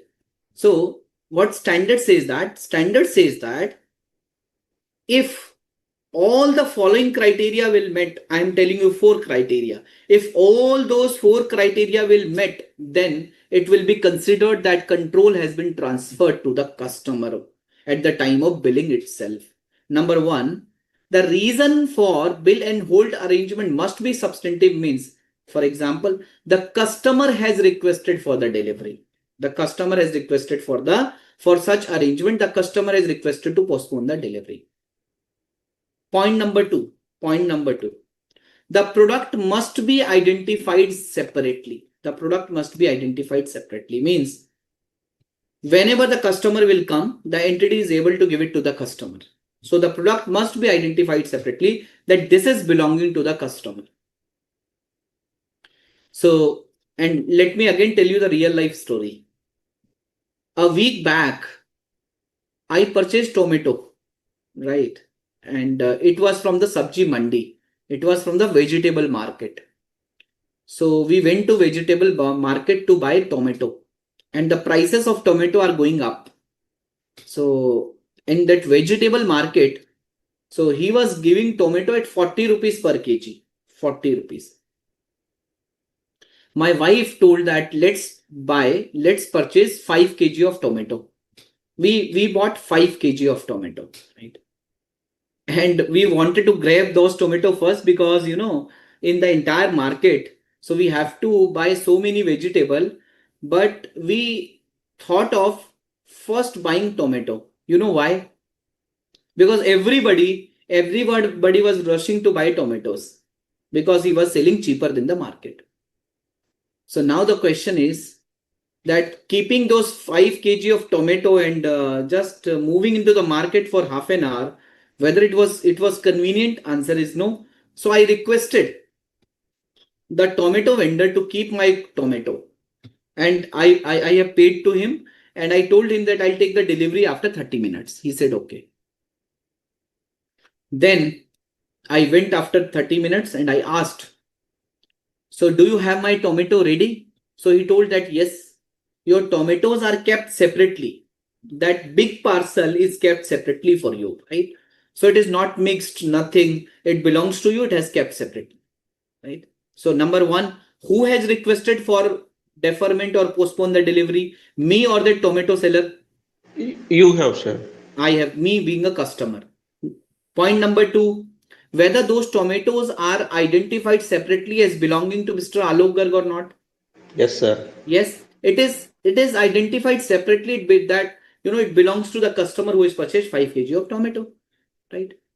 Third condition, product currently must be ready for physical transfer, right? The product currently must be ready for physical transfer.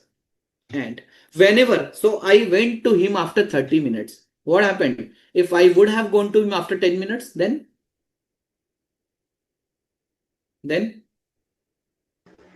also tomato was ready. Yes, sir. Then also it was ready, na?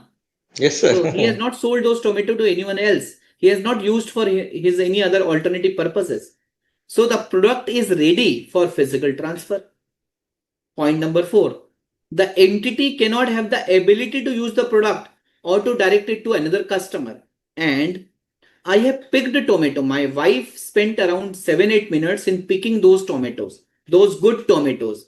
So that vendor cannot have the ability to either use the tomatoes or sell it to the other customer, because everybody was picking tomato, the good tomato they were picking, and they were purchasing the tomatoes. Okay, so friends, in case of a bill and hold criteria, the revenue has to be recognized immediately, and control will be considered as a transferred when 4 conditions will be satisfied. Number 1, the reason must be substantive. The reason for bill and hold arrangement must be substantive, which means this arrangement should be requested by the customer, not the entity. Number 2, the product must be identified separately belonging to the customer. Number 3, the product must be ready for the physical transfer at any point of time. Number 4, the entity should not have the ability to use the product for alternative use or to sell it to the other customer. If these 4 conditions will be satisfied, then it will be considered that the goods have been, the control has been transferred at the time of billing itself, and the revenue has to be recognized at that point of time itself. Is that clear? Is it clear or clear? Yes, sir. Clear, sir. Clear? Yes. Illustration number 68. Let's discuss on bill and hold. Important illustration. And what is that illustration? An entity enters into a contract with a customer on 1st April 2001 for the sale of a machine and spare parts. The manufacturing lead time for the machine and spare part is 2 years. I hope my PPT is visible. I hope it is visible. Yes, sir. Visible, sir. Step number 5, recognizing. Okay. An entity enters into a contract with a customer on 1st April for sale of a machine and spare parts. The manufacturing lead time for the machine and spare parts is 2 years. Upon completion of manufacturing, the entity demonstrates that the machine and spare part meet the agreed upon specification in the contract. The promises to transfer the machine and spare parts are distinct and result in 2 separate performance obligations that each will be satisfied at a point in time. Any doubt up to this point? Any doubt? No? No, sir. On 31st March 20x3, the customer pays for the machine and spare parts, but only takes physical possession of the machine. So on 31st March, that is after 2 years, the customer pays for the machine and spare parts both, but customer took only physical possession of the machine. Customer hasn't took the possession of spare parts. Although the customer inspect and accept the spare parts. So the customer has seen, he has paid for that, he has seen and he has accepted the spare parts. The customer requests that the spare parts to be stored at the entity's warehouse because of its close proximity to the customer's factory. The customer requests that the spare parts to be stored at the entity's warehouse because of the close proximity to the customer's factory. So who has requested? Who has requested here? Customer, sir. Customer. And customer requested that please keep these spare parts in your warehouse because your warehouse is very close to my factory. The customer has legal title to the spare parts and parts can be identified as belonging to the customer. Whether these parts are separately identified, that these belongs to the customer? Yes, sir. Second condition Yes. satisfied. And who has a legal title? The legal Customer. title is with customer only. So the customer has the invoice of these spare parts. Furthermore, the entity stores the spare parts in a separate section of its warehouse and the parts are ready for immediate shipment at the customer request. Whether these spare parts are currently ready for the physical transfer at any point of time? Yes. Yes, sir. It is ready. It is ready. It is stored in the separate section. So 3 conditions we discussed. Condition number 4. What is the condition number 4? The entity should not have an alternative use. Correct? Yes, sir. The entity expects to hold the spare parts for 2 to 4 years and the entity does not have the ability to use the spare parts or direct them to another customer. Right? So 4 conditions satisfied? Yes, sir. Happy. All the conditions given in the question. All conditions satisfied. Revenue needs to be recognized for sale of machine and spare part both. Right? Yes. Yes, sir. Yes, sir. But this entity expects to hold the spare parts for 2 to 4 years and the entity does not have the ability to use the spare parts or direct to the another customer. How will the company recognize revenue for sale of machine and spare parts? Now, kahani mein twist hai. Is there any other performance obligation attached to the sale of goods?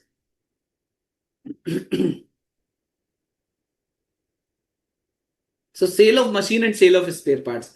These are two performance obligation, and this entity is keeping the goods for 2 to 4 years. The entity expect to hold the goods for 2 to 4 years. It's not 2 to 4 days, 2 to 4 years. There would be financing obligation also, financing interest applicable. Why? Because the consideration So the received entity at the has- time of delivery is separate. That is why. Yes. No, so it will not be covered here now because the legal title has already been transferred. So the point is, it is not like an advance payment. It is on the request of the customer. You remember, as I told you, when it is on the request of the customer, in that case, it will not be considered as a significant financing component. Who took the loan? Who took the finance? One who is in the need, right? Yes.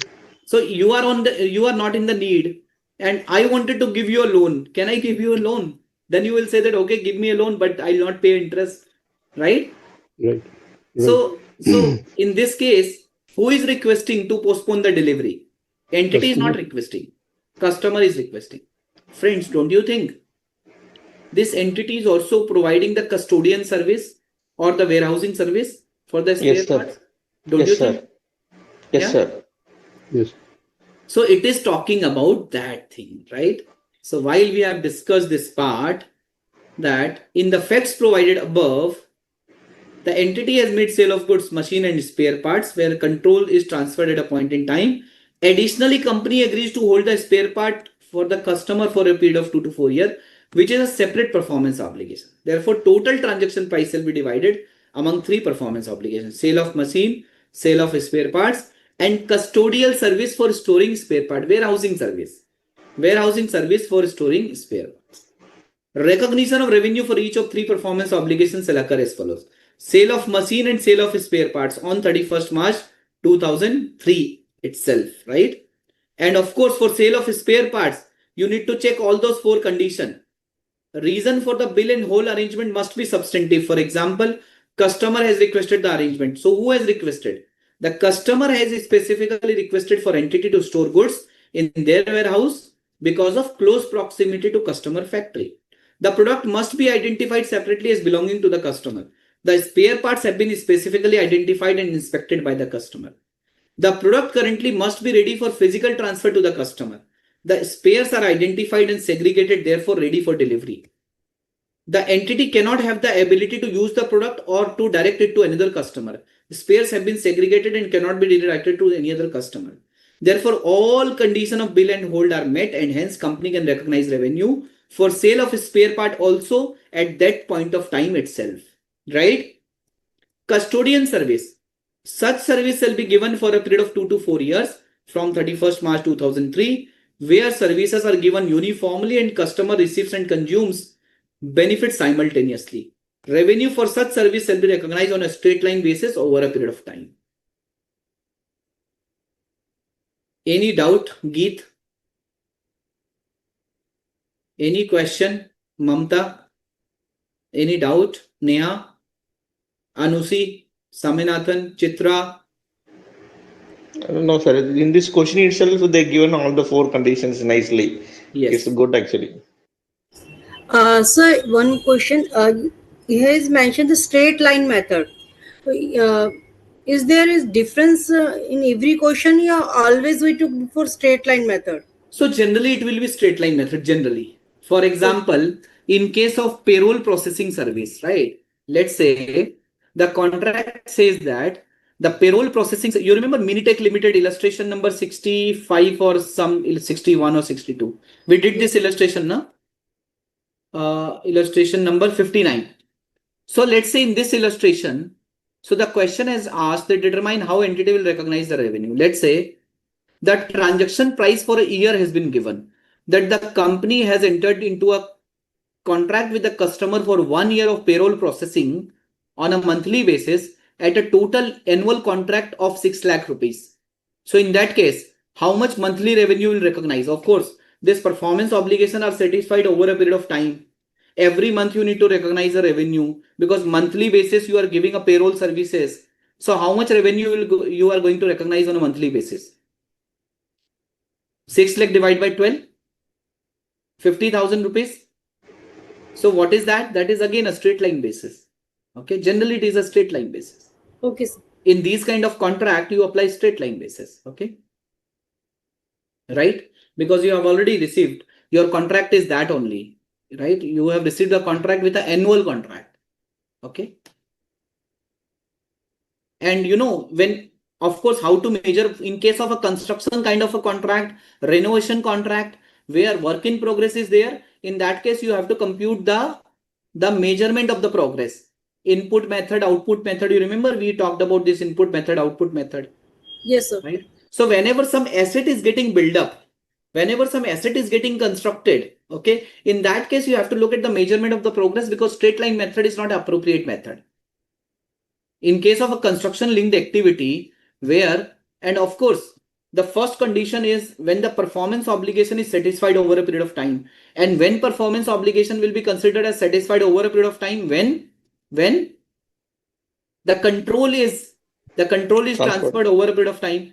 When control will be considered as transferred over a period of time, when any of the three conditions will met. The customer is simultaneously consuming and enjoying the benefit when the entity performs. The customer control the asset as it is enhanced or created. And the third one is the entity should not have an alternate use to that asset and have a right to get the payment to the extent of work done. Right? So is that clear? ये clear है नहीं है? Yes, sir. Clear. Very much clear. Very much, sir. Okay, very much, very good. Yes, so this repurchase concept I will cover later on, this repurchase contract, right? This I will cover later on. Okay. Yes, so friends, now a very, very, very important question which came in the last exam. So let me take you with that question. Okay. Shall we do that question? Yes, please. Okay, so allow me a minute. Just I'm opening that question. Okay. So allow me a minute. Just a few minutes. Ind AS 115. Okay. Yes.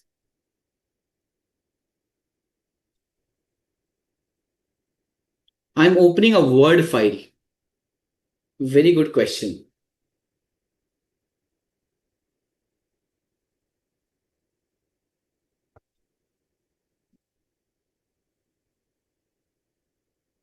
I hope the Word file is visible. Yes, sir. Yes, sir. Yes.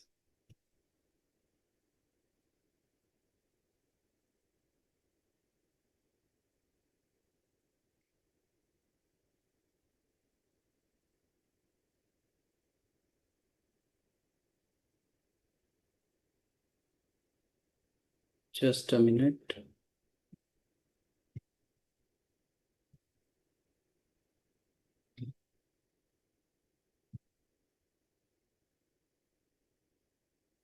Question number 8, loyalty points. I hope the Word file is visible to all of you. Question number 8, loyalty points. Okay. So let's read this question. Important question. This question came in exam also. Big Deal Limited is a marketing company having its departmental stores in A-class city of India. The company sells the diversified products. For the purpose of increasing sales and attract customers, the company during the financial year 23-24 has adopted the following policy. And please start writing down important points. For every purchase of 400 rupees, the customer is awarded with 6 points. For every 400 rupees purchase, the customer will get 6 points. Right?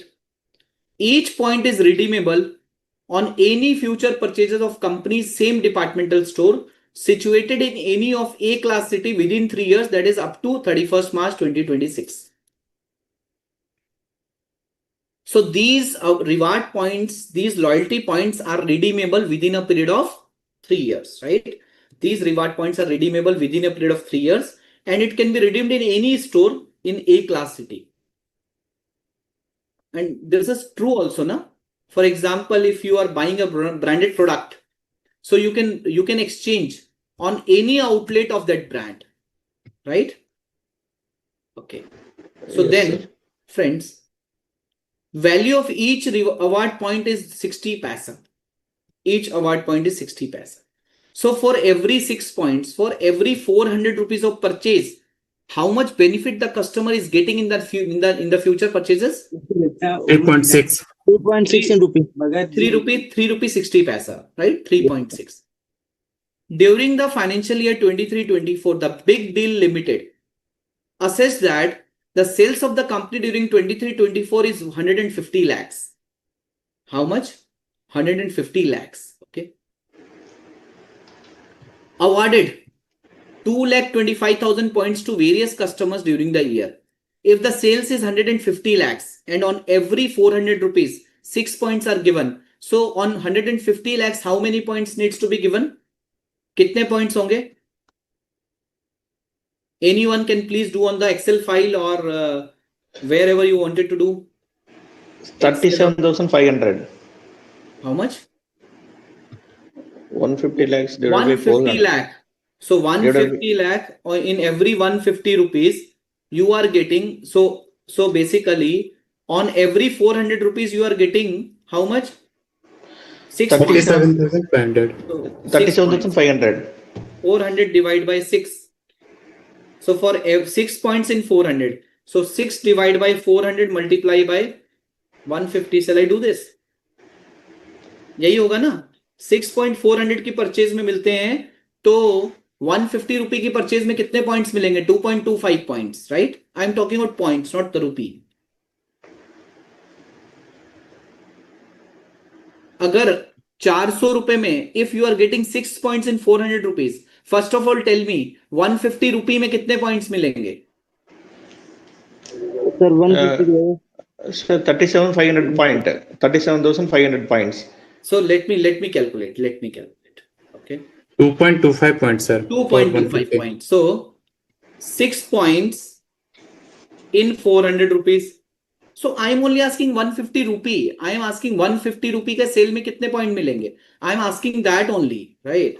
I am not asking 150 lakh. So उसको lakh से divide multiply कर देंगे. So 6 point in 400 rupees. So how many points in 150 rupees? So 6 divided by 400 multiply by 150. You will get 2.25 point in 150 rupees, right? Yes, sir. Yes, sir. Obvious. And 150 lakh. And how much point in 150 lakhs? So 2.25 multiply by 1 lakh. So 2.25 multiply by lakh. So 2,25,000 points, right? Yes, sir. 2,25,000 points. This is what it is written in the question also, right? Awarded 2,25,000 points to various customer during the year. Okay, during the year.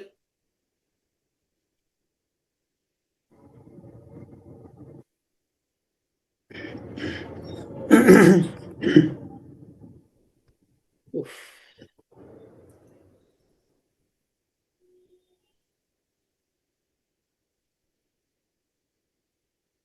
Yes. So what is the total revenue? Total sales is 150 lakhs. What is how many points are awarded? 2,25,000 points are awarded. You understood that 225 कैसे निकला है? Yes, sir. Yes, sir.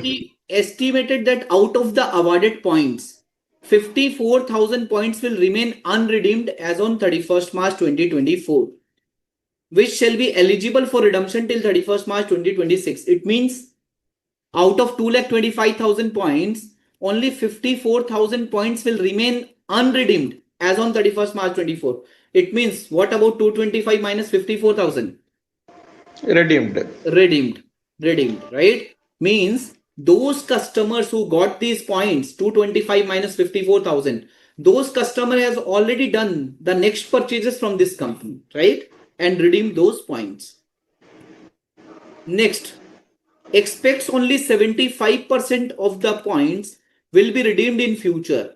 Expects only 75% points. There is a probability of only redemption of 75% points. So redemption of 75% points out of entire 2,25,000 or only out of 54,000? Only that 75% Only to the possibility extent there. 75, sir. Redeem. Then 40,500 is there. Because otherwise all the others, 225 minus 54,000 points have already been redeemed. And you will not say that, sir, probably it has not been redeemed, probably it has expired. Expiry will be in the next 3 years. Expire to koi bhi nahi hua. Correct? Yes, sir. No point has been expired because the expiry is up to 31st March 2026. So it means 225 minus 54,000 point has already been redeemed. So what is 225 minus 54,000? What is the number? 1,71,000. 171 has already, 171 has already been redeemed. So Yes, only sir. 75% of 54,000 will be redeemed in future. Correct? Yes, sir. Any doubt up to this level? No, sir. No, sir. Very good.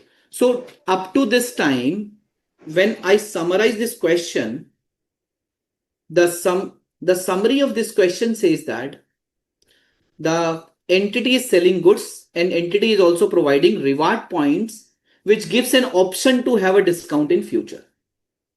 Number one. Number two, this entity is giving 6 points in every 400 rupees. Then these points are available for redemption in the next 3 years. The value of each reward point is 60 paisa, right? The total sales in a year is 150 lakhs. Out of 1.5 crore means 150 lakhs of sale. 2,25,000 points have been awarded. 1,71,000 points have already been redeemed in this year. 54,000 points are the closing balance at the end of 31st March 24. And these points will expire after 31st March 26. 75% of the probability is there that out of 54,000 points, only 75% points will be redeemed by the customer. 25% will be lapsed, right? So this is given in the question, and the question is asking you, as an accountant of the company, you are required to suggest the accounting treatment, consolidated journal entry in the following case.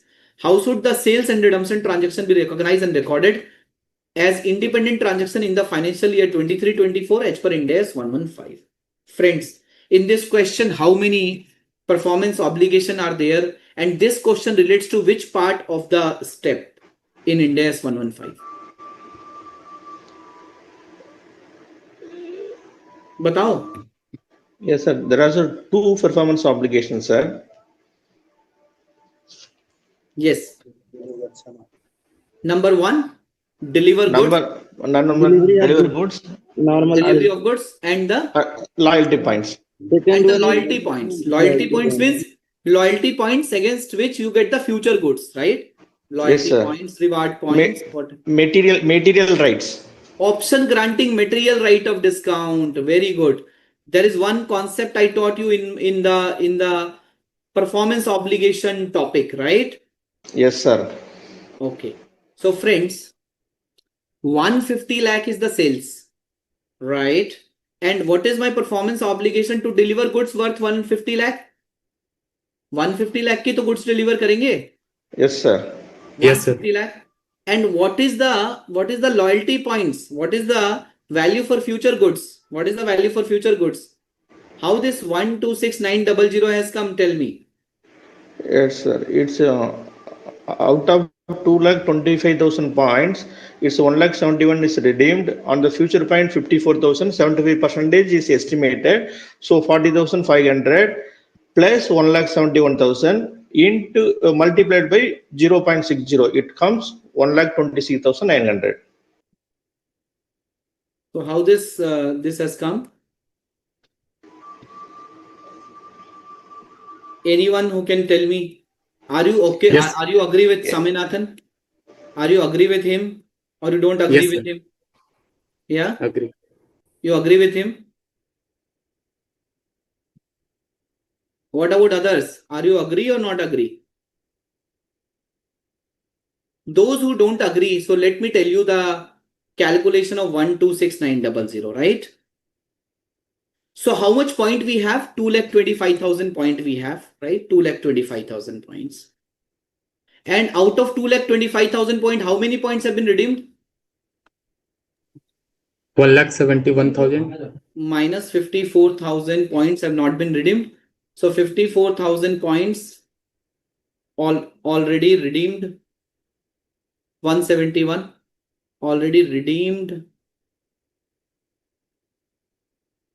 yet to be redeemed. Okay. So 171 has already been redeemed. So what is the value of 171 into 0.6? 102.6.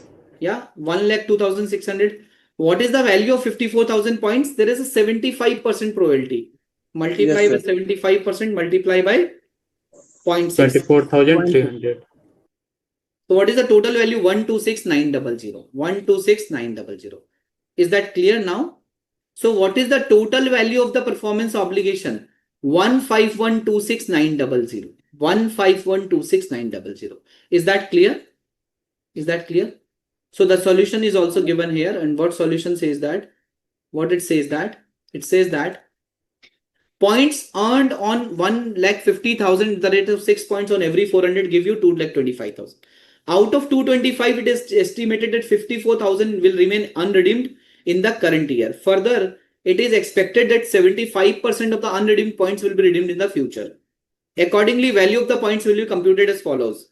Value of points redeemed in current year, 225 minus 54 multiplied by 0.6 and 54 multiplied by 75% multiplied by 0.6. Total value of reward point 126,900 we have already calculated, right? Yes or no? Yes, This sir. portion we have already Yes, sir. covered, this portion Yes. on the Excel file. Last question we have. Revenue recognized for sale of goods. How much revenue will recognize for sale of goods? कितना करेंगे? So friends, what is my performance obligation 1?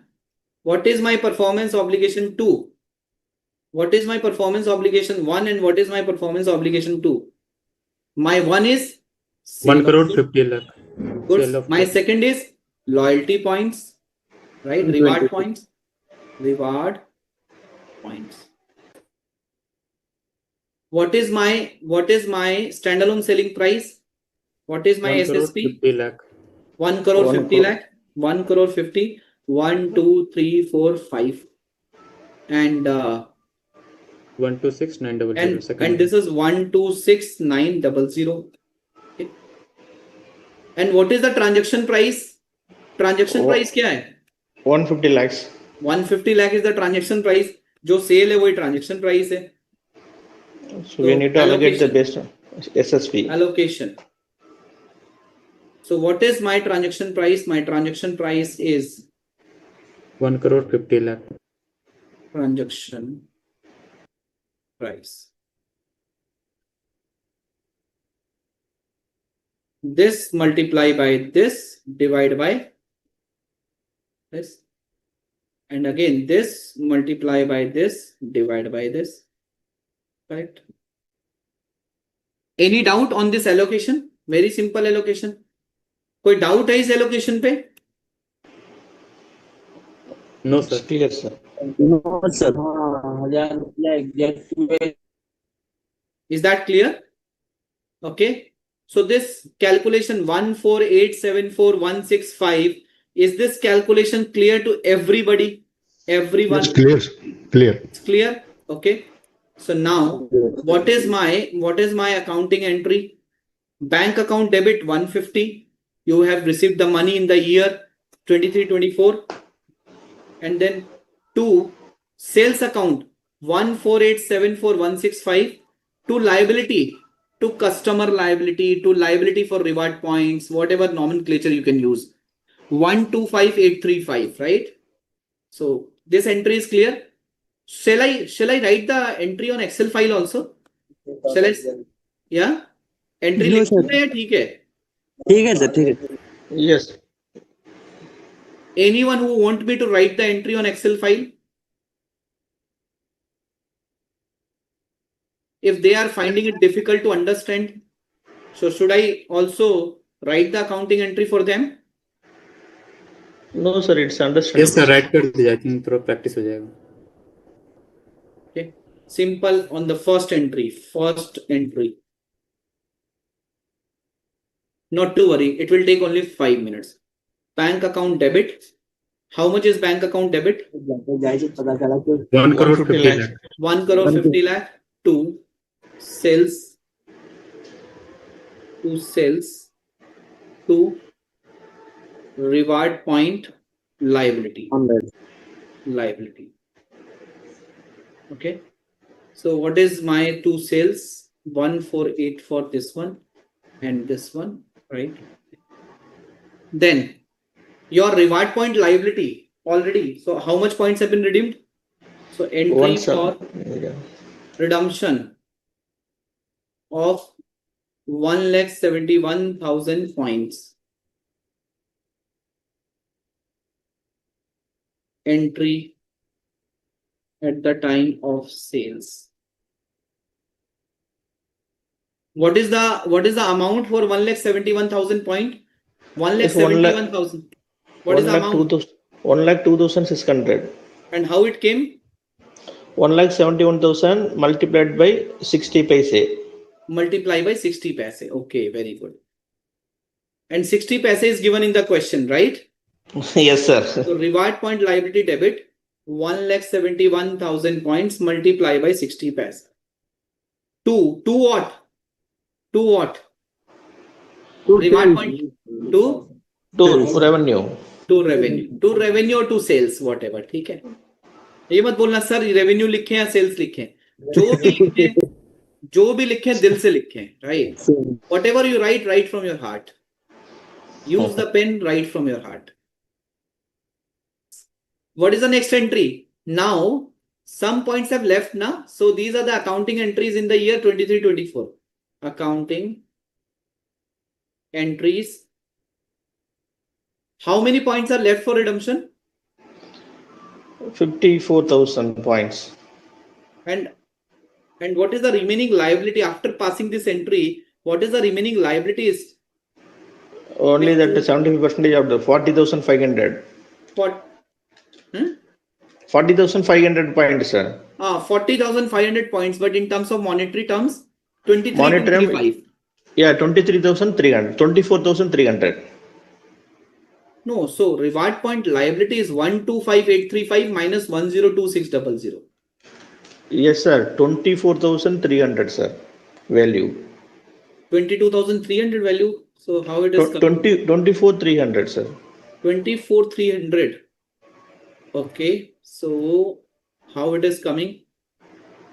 Okay. So it came from rounding off, sir. That in the first entry. Rounding off. Understood. Yes. So what is the second entry? So what they have done? So they have done the rounding off. So basically they have computed the value of the remaining points, right? Value of the remaining points. And what they are saying that, the remaining point is only, so what they are saying, this liability is for how many points? This 125,835. This liability is for 171 plus 54,000 points, right? So this is how they are computing.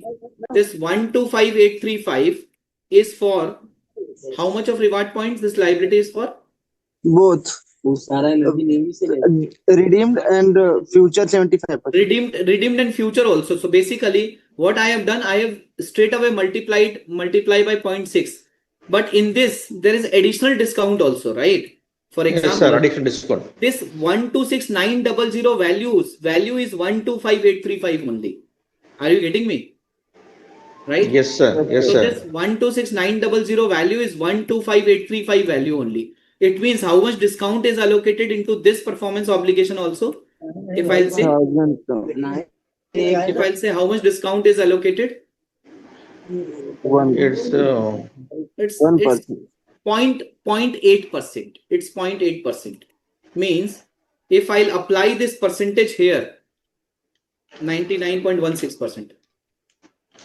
Have you got it? समझ आया मैंने yes, sir. Yes. Sir, 1,25,835 divided by 2,11,500 total points. Yes.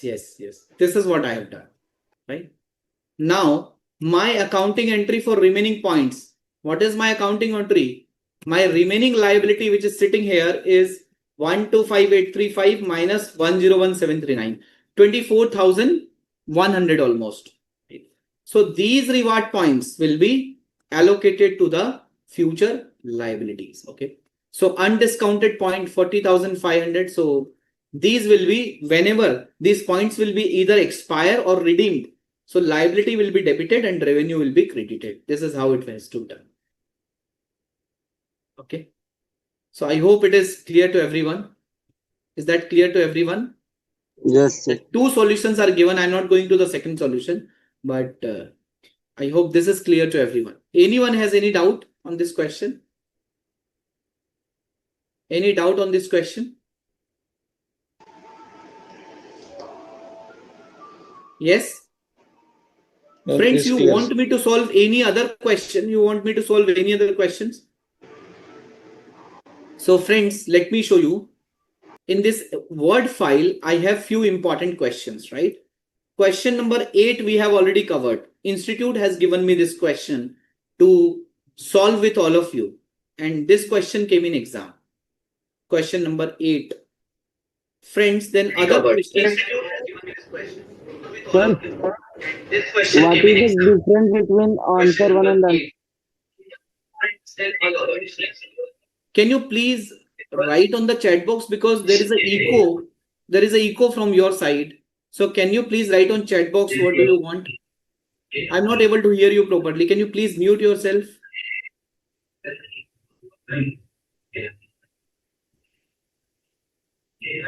Ankit, can you please mute yourself? Yeah.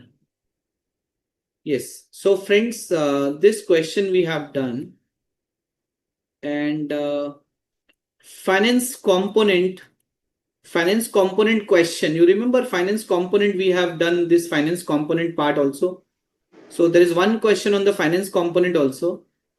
And then there is a question on the transaction price, allocation of volume discount. You remember volume discount, probability weighted sales volume. This question we have already covered. This question number 6, volume discount, which is a variable consideration. Then there is a question on this service concession arrangement question we will cover in the next class. This question we will be covering in the next class. Question number 5. This we will be covering in the next class. This question, have we covered this question today? Bill and hold arrangement. Yes, sir. Yes, sir. This Yes, sir. Same. Sale of machine, sale of spare part, custodian service. Yes. Right? Yes, sir. That is covered. Same. You have covered, sir. Allocation of transaction price. Have we covered allocation of transaction price? Amma approach, cost plus margin approach, and Yes, residual sir. approach. Yes, covered. So this question is on that part. And yes, this have we covered this question? Question number 2, right to return. Question number 2, right to return. Right to receive inventory, refund covered. liability. Yes, covered. Yes. This question we have also done, right? This question we have also done. So then question number 1 is on your revenue and profit, right? Yes. So these were some questions, right? I will share these question and answers on so I'll share with ICAI, and they will upload on the on their portal as well, so that you can download and you can do the practice as well, right? So friends, we have two concepts remaining. It's one, repurchase agreement concept remaining, and the service concession arrangement. These two concepts are remaining. Otherwise, we have done all the concepts. So let me know if you want me to solve any question from the ICAI study material. Please let me know. Illustration 32. Can you solve? Illustration 32. Yes. Okay.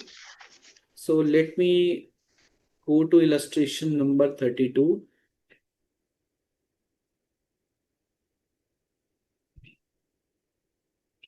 Sir, 32 is nothing but the question number 1 on the Word file. Question number 1 on the Word file. Same Word question, file. I believe. Yes, yes. Okay.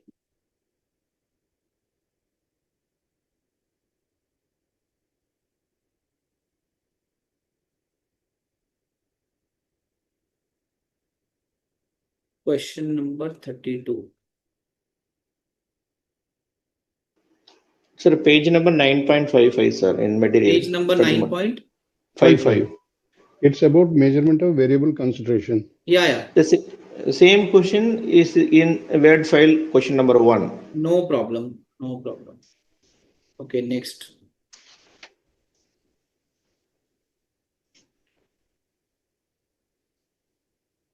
This one, na, measurement of variable consideration, right? This is what you want me to solve, correct? Yes. An entity has a fixed fee contract for 1 million to develop a product that meets specified performance criteria. Sir, screen is not visible. Sir, file not visible, sir. Okay, file is not visible. Just a minute. Yes, I think it is the same question. Question number 1 of the word file, I think. Yes. Okay. Yes, sir. So 951 or greater. So let me use my word file then, so that I will be able to write also. Okay. Yes. I hope the word file is visible. This is nothing. It's a question number. Illustration 32 of ICAI study material, right? Yes. Word Sir. file is visible? Yes. An entity has a fixed fee contract for rupees 10 lakh. 1 million is 10 lakh to develop a product that meets a specified performance criteria. Estimated cost to complete the contract is 9 lakh 50,000. So total budgeted cost is 9.5 lakh and total revenue is 10 lakh. The entity will transfer control of the product over 5 years. So what is the contract period? 5 years. And the entity used the cost to cost input method to measure the progress of the contract. This is input method, right? And how to measure the progress as per the input method? It's internal method. Cost divided by total cost. Cost incurred divided by total cost. Yes, sir. An incentive award. So up to this part, the story was on fixed contract or on variable, on a fixed consideration or variable consideration. Fixed consideration. Fixed consideration. But from this line, the story of variable consideration starts. An incentive award is available if the product meets the following criteria. If the weight is 951 or more, 0%. If the weight is in between 701 or 950, 10%, which is 1 lakh rupee. 700 or less, 25% fee will be there and 2.5 lakh rupee will be given. Okay, if the weight will be there. Between these ranges, these are the variable consideration. The entity has extensive experience creating product that meet the specific performance criteria. Based on the experience, the entity has identified 5 engineering alternatives that will achieve the 10% incentive and 2 that will achieve the 25% incentive. Right? So, as per the experience, the entity has identified 5 alternative criteria, 5 alternative, which will achieve the 10% incentive, this one. Okay. And 2 that will achieve the 25% incentive. Okay. In this case, the entity determined that it has 95% confidence that it will achieve the 10% incentive and 20% confidence that it will achieve the 25% incentive. So what is that? What this is indicating? What this is indicating, friends? The most likely approach. But there are variable outcome. Don't you think there are multiple outcome of this thing? There are multiple outcome. There is a 0% award fee. There is a 10% award fee. There is a 25% award fee. Don't you think there is a multiple outcome of this? Yeah. Yes. Yes. So most likely approach will be good in this case, or in this case, which approach is better? Most likely or expected value approach is better? Yes, Expected value approach. Expected value. Yeah. Most likely. If there is a multiple outcome, then most likely approach is better or expected value approach is better in this case? Yes, expected value approach. Expected value approach, sir. Expected value approach is better if there is a multiple outcome. And what it says that 90% of the chances, they have a 90% confidence that they will be able to achieve 10% and 20% confidence that they will be able to achieve how much? They will be able to achieve 25%, right? 25%. They will be able to achieve 25%. This is what they are saying, correct? Yes. Correct. So friends, in this case, 95% and 95% for 10% and 20% confidence that it will achieve 25%. Based on the analysis, the entity believes that 10% to be the most likely amount. Now, standard has clarified the confusion. What it says that 10% took the most likely amount when estimating the transaction price.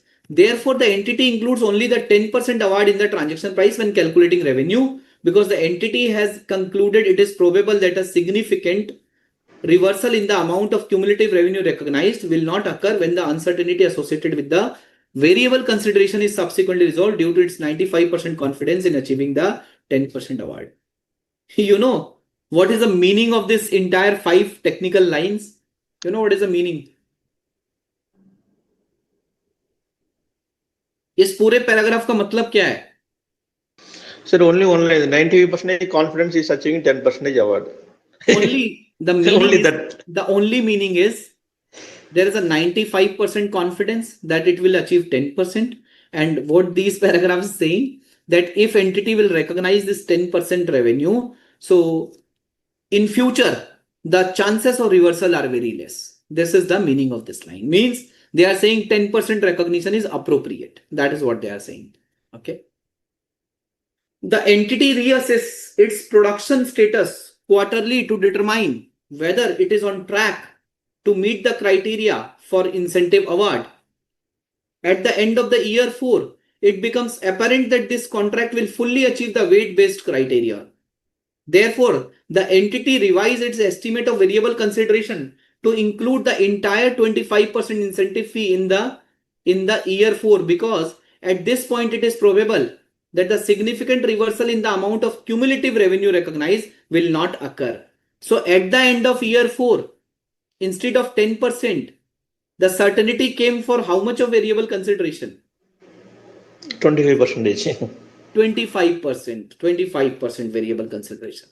Evaluate the impact of change in variable consideration when cost incurred is as follows. In year 150, 175, 4 lakh, 275, 50,000. These are the costs which are given. Right. Now, friends, in this question, it is asking you how you will recognize your revenue, how you will recognize your cost in the P&L. And the cost for year 1, 2, 3, 4, 5 is given. What is the total cost and what is the transaction price in this contract? 10 lakh transaction price and total cost 9,50,000. Total cost 9,50,000. 9,50,000 is the total cost, right? This is the total cost. Now, friends, if I talk about this total cost, okay. So let me help you this question, and this was the question number 1, and I have the solution in the Excel file also. So let me explain in the Excel file, right? Let me explain in the Excel file. So just a minute. I hope this Excel file is visible. Yes, visible. Question number 1 Yes, of sir. Word file. Let me write here. And illustration 32 of ICAI study material. Okay. What is my fixed consideration? 10 lakh rupees. What is my variable consideration? Variable You remember, 10% fee was 1 lakh rupee and 25% fee was 2,50,000 rupees. It was given in the question, variable consideration value. Yes or no? Yes, sir. Yes. In year 1, 2, 3, 1, 2, and 3, what was the estimate of variable consideration? 10%. 10%, right? Right. 10% is equivalent to 1 lakh rupee. And at the end of year 4, the estimate revises to 2,50,000. 2,50,000 rupees. वो 25% हो गया था ना? Question Yes, में any doubt? Any doubt in the question? Anyone if has any doubt in the question? No? Okay. No, What is the total cost? What is the total cost? 9,50,000 rupees. Okay. So friends, what is my cost incurred every year? And in the question it is given that the completion of the contract will be determined by input method. In the first year 50,000, 175, 4 lakh, 275, 50,000, total cost is 9,50,000. This is the breakup. It is given in the question. I have not done anything. This is given in the question. Now, what is my cumulative? What is my cumulative? So completion, or what is my yearly? What is my yearly completion of the? What is my yearly completion of the contract? What is my yearly completion of the contract or cumulative completion? Simple. How much I have completed? Just a minute. How much I have completed? 50,000 divided by 950. 9,50,000. 9,50,000. 5.26%. Okay. And up in the year 2, how much cumulative I have completed? 50 plus 175 divided by 950. Simple. In year 3, how much I have completed? This plus this plus this. And up to the end of year 3, the total completion percentage will be 65.79%. Up to year 4, how much is the completion percentage? This plus this plus this plus this divided by how much? 94.74%. And up to year 5, what is the total? 100%. 100%. 100% ही होगा ना? Yes. Yes, sir. total 100%. What is my percentage of completion on a yearly basis? First year 5.26%, second year 23.68 minus 5.6. Second year is this minus this, 580. this minus this. Okay. Third year is how much? This minus this. Fourth year is this minus this. Fifth year is this minus this. And total should be 100%. आ गया 100%? Yes, 100% हो गया. Yes, sir. What is my variable consideration cumulative? In the first year it was 1 lakh. In the second year it was 1 lakh. Cumulative. एक ही बार मिलेगा ना variable consideration. So I am asking cumulative. 111. But in the end of year 4 and 5 it become 2.5. So now I need to prepare my statement of profit and loss. Year 1, 2, 3, 4, 5. Okay. In year 1, what is my revenue? What is my total transaction price of fixed consideration in year 1? 10 lakh rupees. मेरा transaction price क्या था year 1 में? 10 lakh रुपए का था. 10 lakh rupees is my transaction price. My fixed consideration is 10 lakh rupees. And my variable consideration is 1 lakh up to year 1 to 3 and 250 up to year 4 to 5. This is all my transaction price. So what is my total transaction price? What is my total transaction price? My total transaction price means fixed consideration is 10 lakh multiplied by 5.26%. Right? Is that clear? This is how I have recognized my fixed consideration. Transaction price multiplied by percentage of completion. ये clear है या नहीं है? Clear. Yes, sir. Yes, sir. Clear, sir. Very much clear. And if it Very is not much, sir. clear, let me again plot it here. So 10 lakh multiplied by 5.26%. Again, 10 lakh in the second year, 10 lakh multiplied by the percentage completion is 18%. 10 lakh multiplied by, this is fixed consideration allocation, 42% year by year. 10 lakh multiplied by 28.95%. 10 lakh multiplied by 5.26%. Okay, right? This is what it is. And what is my variable consideration?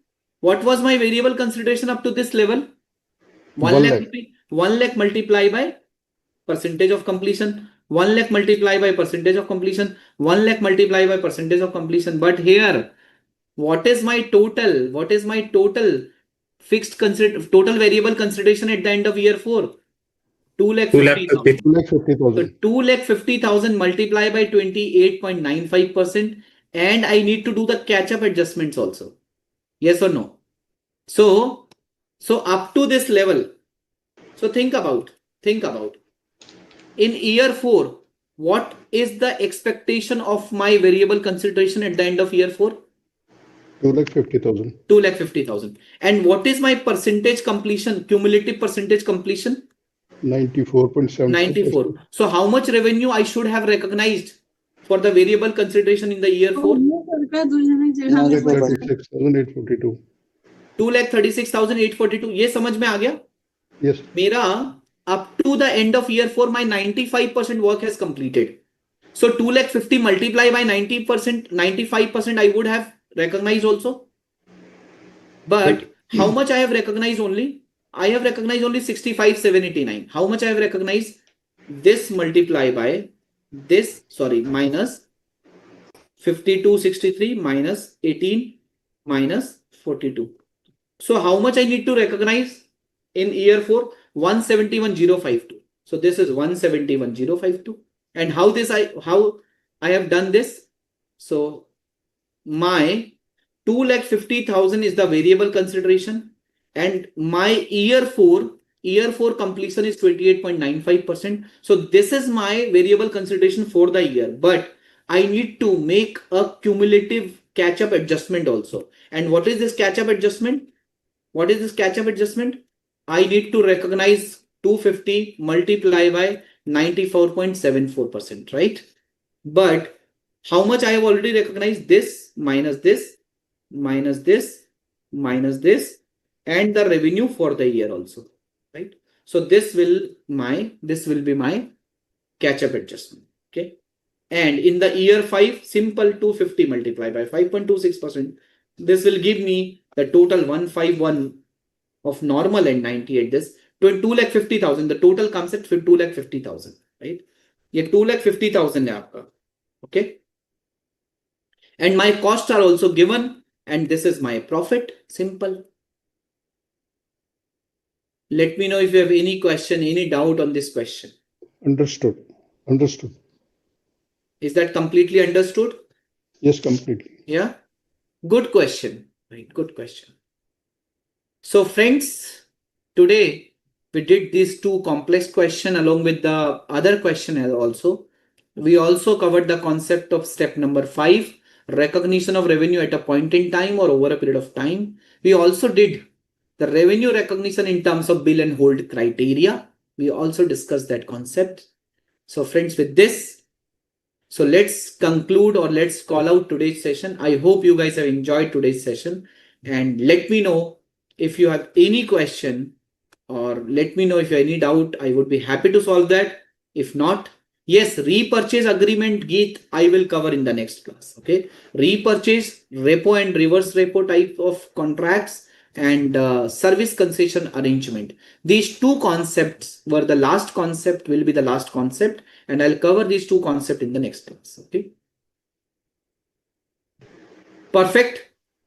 Perfect, sir. Sunday evening, 8:45, FR studying. Very nice. Interestingly. Yeah. Yes. So great, friends. So today, Anusi, can you please tell me the 3 conditions in which case the revenue will be considered as having transferred over a period of time? Anusi, are you there? I think she has dropped off. So Mamta, will you please explain the 3 conditions quickly?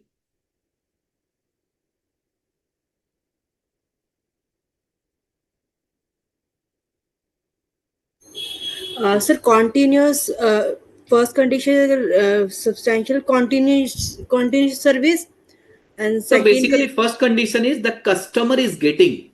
So when the entity is delivering, the customer is also enjoying and getting the benefits, right? So the right, customer is getting the benefit simultaneously. The customer is getting the benefit when the entity is performing. Yes. Number 2, the customer control the asset. the customer control the asset. The customer control the asset when it is getting created or enhanced. For example, when my renovation, so I purchase a flat and I got the renovation done from the interior decorator, interior designer. So when his labor was working on my flat, it was in my control. The keys were with me, right? I was the legal owner. It was in my control. Okay. So the third one is the entity does not have any alternative use and right to receive consideration to the extent of work done. Right. So these were the 3 conditions, and any of these 3 conditions will be satisfied. It will be considered as the control is satisfied over a period of time. So revenue has to be recognized over a period of time. Okay. Yes. So thank you so much, friends. And with this, we have completed our 5 steps. 2 concepts which are remaining is service concession arrangement and repurchase agreement, concept of repurchase agreement. Thank you so much. Bye-bye. Take care, and we'll meet in the next class, and we'll complete this in days 115. Please do all the questions of ICAI study material. All the questions, right? Thank you so much. Bye. Take care. Thank you so much, sir, Thank you, for sir. the extended class. Thank you. Thank you. Thank you, sir. Thank you, sir. Thank you, ji. Ashok ji, session over. Thank you, sir.